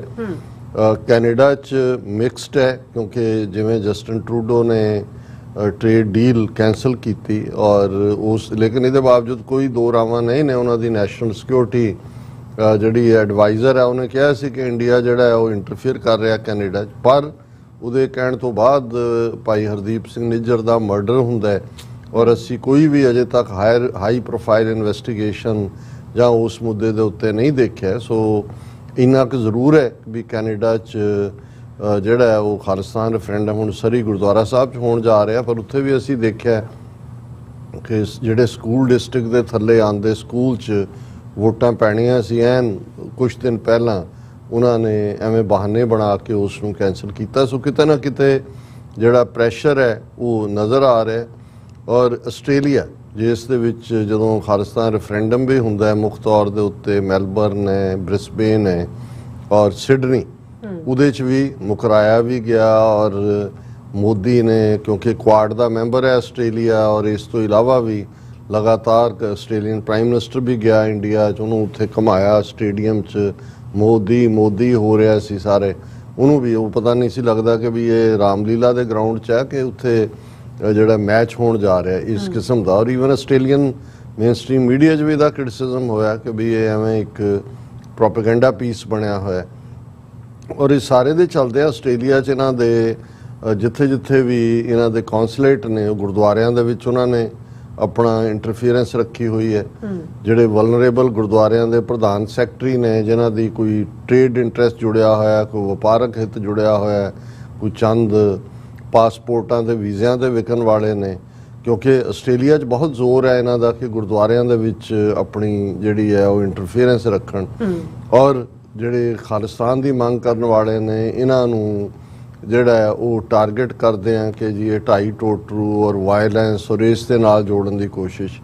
ਔਰ ਇਸ ਦਾ ਈਵਨ ਫੈਡਰਲ ਪੁਲਿਸ ਹੋਏ ਜਾਂ ਉਹਨਾਂ ਦੀਆਂ ਲੋਕਲ ਏਜੰਸੀਆਂ ਹੋਣ ਉਹਨਾਂ ਦੇ ਉੱਤੇ ਵੀ ਦਬਾਅ ਦੇਖਿਆ ਗਿਆ ਕਿ ਪਿਛਲੇ ਦਿਨਾਂ 'ਚ 15 ਅਗਸਤ ਦੇ ਵੇਲੇ ਪ੍ਰੋਟੈਸਟ ਨੂੰ ਲੈ ਕੇ ਜਾਂ ਕੋਈ ਹੋਰ ਮਾਰਚ ਜਾਂ ਕਿਤੇ ਨੂੰ ਲੈ ਕੇ ਜਿਵੇਂ ਉਹਨਾਂ ਨੇ ਪਰਮਿਸ਼ਨ ਨੂੰ ਔਖੇ ਬਣਾਇਆ।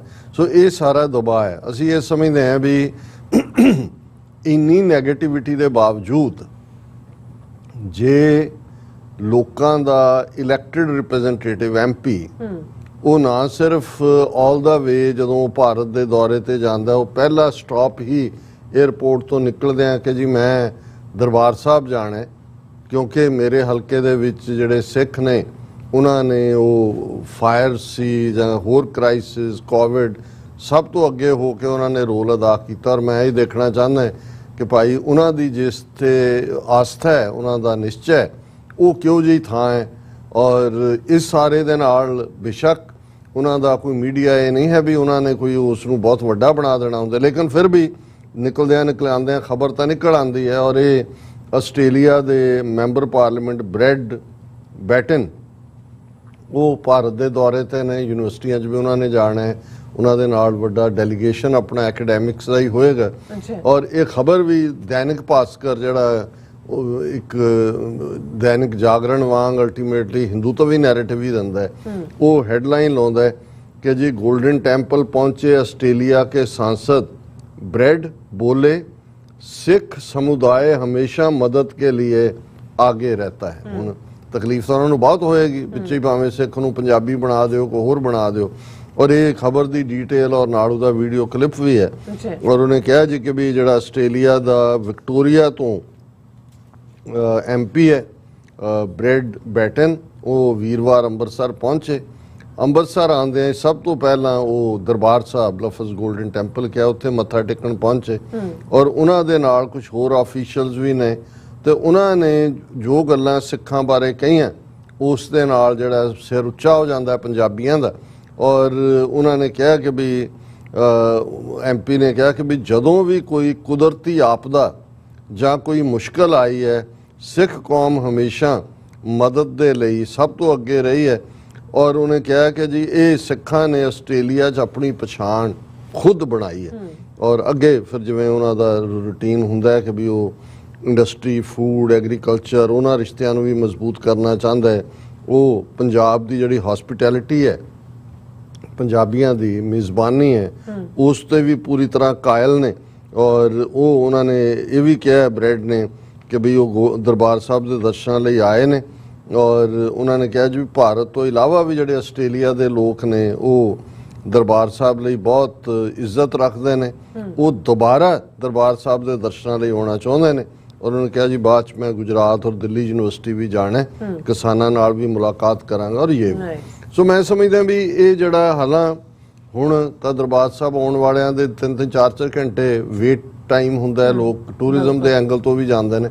ਪਰ ਜਦੋਂ ਇਸ ਲੈਵਲ ਦੇ ਇਲੈਕਟਡ, ਕਿਉਂਕਿ ਜਦੋਂ ਅਸੀਂ ਜਿਵੇਂ ਗੁਰਬਾਣੀ 'ਚ ਅਸੀਂ ਪੜ੍ਹਦੇ ਹਾਂ ਕਿ ਕਹਿਬੇ ਕੋ ਸੋਭਾ ਨਹੀਂ ਦੇਖਾ ਹੀ ਪ੍ਰਵਾਨ।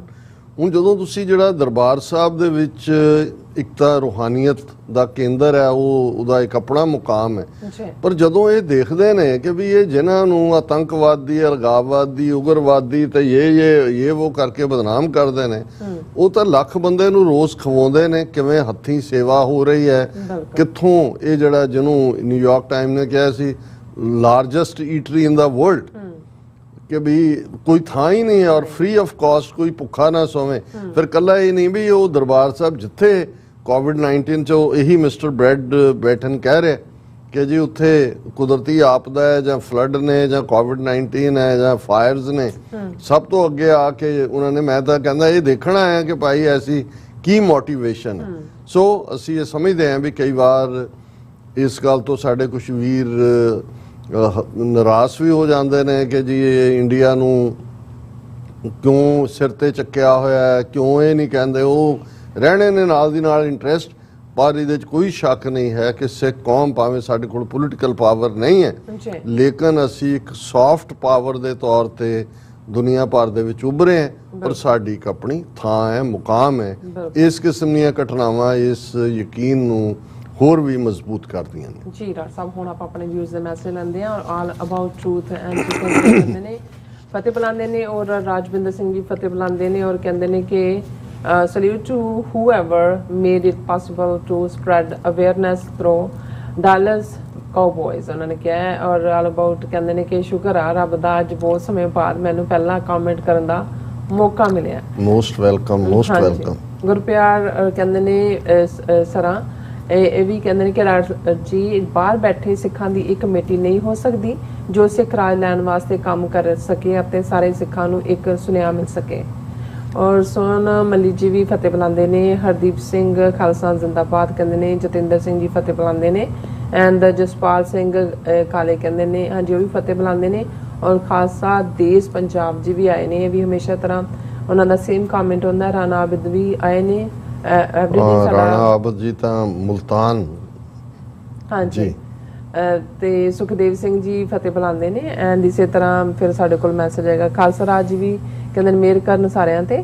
ਐਂਡ ਫਿਰ ਸਾਡੇ ਕੋਲ ਮੈਸੇਜ ਆਇਆ ਜਸਕੀਰਤ ਸਿੰਘ ਜੀ ਕਹਿੰਦੇ ਵਾਹਿਗੁਰੂ ਜੀ ਕਾ ਖਾਲਸਾ ਵਾਹਿਗੁਰੂ ਜੀ ਕੀ ਫਤਿਹ। ਡਾਕਟਰ ਸਾਹਿਬ ਉਹ ਸਮਾਂ ਆਉਣ ਵਾਲਾ ਜਦੋਂ ਇਹ ਤੁਹਾਡੇ ਪੈਰੀ ਵੀ ਪੈਣਗੇ ਤੇ ਨਾਲ ਰਹਿਣ ਦੀਆਂ ਮਿੰਨਤਾਂ ਵੀ ਕਰਨਗੇ, ਪਰ ਆਪਾਂ 47 ਵਾਲੀ ਲੀਡਰਸ਼ਿਪ ਵਾਂਗ ਧੋਖਾ ਨਹੀਂ ਖਾਣਾ। ਵਾਹਿਗੁਰੂ ਜੀ ਚੜ੍ਹਦੀ ਕਲਾ ਚ ਰੱਖਣ। ਹੋਪਫੁਲੀ। ਸੋ ਸੁਖਦੇਵ ਸਿੰਘ ਜੀ ਫਤਿਹ ਬੁਲਾਉਂਦੇ ਨੇ। ਉਸ ਜ਼ੁਬੈਰ ਜੀ ਵੀ ਆਏ ਨੇ ਕਿ ਕਹਿੰਦੇ ਬੋਲੇ ਸੋਨਿਆਲ ਸਤਿ ਸ਼੍ਰੀ ਅਕਾਲ। It's about time for get rid from Bharat Mata liberate Khalistan and Jammu.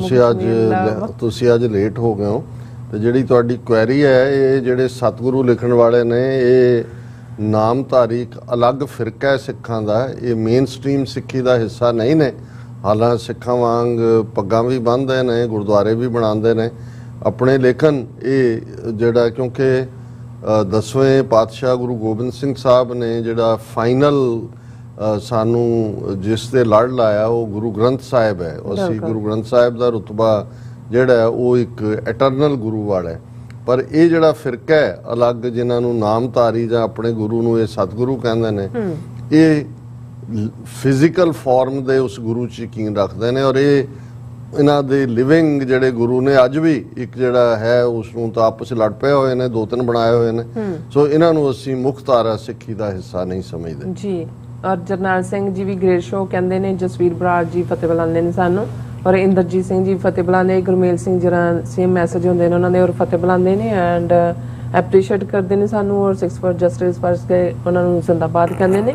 ਔਰ ਬਿੱਲੂ ਵੀ ਆਏ ਨੇ, ਔਰ ਸਤਨਾਮ ਸਿੰਘ ਜੀ ਕਹਿੰਦੇ ਨੇ ਵਾਹਿਗੁਰੂ ਜੀ ਕਾ ਖਾਲਸਾ ਵਾਹਿਗੁਰੂ ਜੀ ਕੀ ਫਤਿਹ। ਜਿਵੇਂ ਜਿਵੇਂ ਹਿੰਦੂ ਰਾਸ਼ਟਰ ਨੇੜੇ ਆ ਰਿਹਾ, ਖਾਲਿਸਤਾਨ ਵੀ ਉਨਾ ਹੀ ਨੇੜੇ ਆ ਰਿਹਾ, ਅਤੇ ਖਾਲਿਸਤਾਨ ਦੇ ਨੇੜੇ ਨੇੜੇ ਨਿੱਕੇ ਨਿੱਕੇ ਮੁਲਕ ਵੀ ਹੋਣਗੇ। ਔਰ ਅਵਤਾਰ ਸਿੰਘ ਜੀ ਵੀ ਫਤਿਹ ਬੁਲਾਉਂਦੇ ਨੇ, ਮਨਜੀਤ ਸਿੰਘ ਜੀ ਵੀ ਫਤਿਹ ਬੁਲਾਉਂਦੇ ਨੇ, ਅਨ ਸਿੰਘ ਖੂਨ ਜੀ ਵੀ ਫਤਿਹ ਬੁਲਾਉਂਦੇ ਨੇ, ਐਂਡ ਫਿਰ ਇਸੇ ਤਰ੍ਹਾਂ ਇੰਦਰਜੀਤ ਸੰਧੂ ਜੀ ਵੀ ਫਤਿਹ ਬੁਲਾਉਂਦੇ ਨੇ। ਔਰ ਇਸੇ ਤਰ੍ਹਾਂ ਐਨ ਸਿੰਘੋ ਜੀ ਕਹਿੰਦੇ ਨੇ ਕਿ ਨਾਟੋ ਦਾ ਨਿਊ ਮੈਪ ਲਈ ਕਹਿੰਦੇ ਧੰਨਵਾਦ।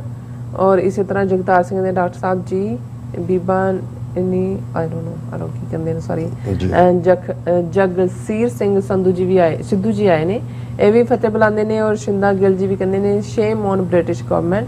ਐਂਡ ਇਸੇ ਤਰ੍ਹਾਂ ਮੈਸੇਜ ਕੁਲਵੰਤ ਸਿੰਘ, ਅੱਛਾ ਠੀਕ ਹੈ ਜੀ, ਓਕੇ, ਸ਼ਿੰਦਾ ਗਿੱਲ ਜੀ ਵੀ ਫਤਿਹ ਬੁਲਾਉਂਦੇ ਨੇ। ਔਰ ਕੁਲਵੰਤ ਸਿੰਘ ਕਹਿੰਦੇ ਆ shared but deleted by 84 I don't know ਕੀ ਕਹਿੰਦੇ ਆ।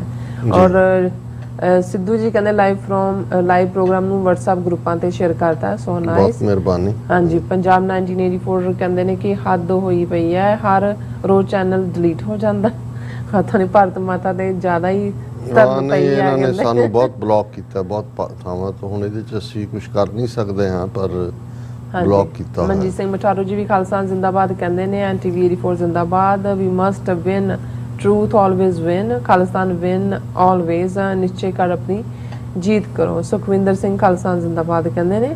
और इस तरह मैसेज आएगा साडे कोल मेरे ख्याल, हाँ जी 1984 कहते हैं कि खालिस्तान तो बन ही है चुका लगभग कहते हैं। हरदीप सिंह जी फतेह बुलाते हैं, एंड फिर कहते खालिस्तान की गल हुण पूरी वर्ल्ड विच हो रही है, वाहिगुरू किरपा करे असी अपने देश जल्दी लै लईए, खालिस्तान जिंदाबाद उन्होंने कहा। जी फेसबुक ਤੇ ਅੱਜ ਘੱਟ ਮੈਸੇਜ ਨੇ ਕਿਉਂਕਿ ਬਲੌਕ ਕੀਤਾ ਹੋਇਆ, ਸ਼ੇਅਰ ਵੀ ਨਹੀਂ ਹੋ ਸਕੇ ਜੀ।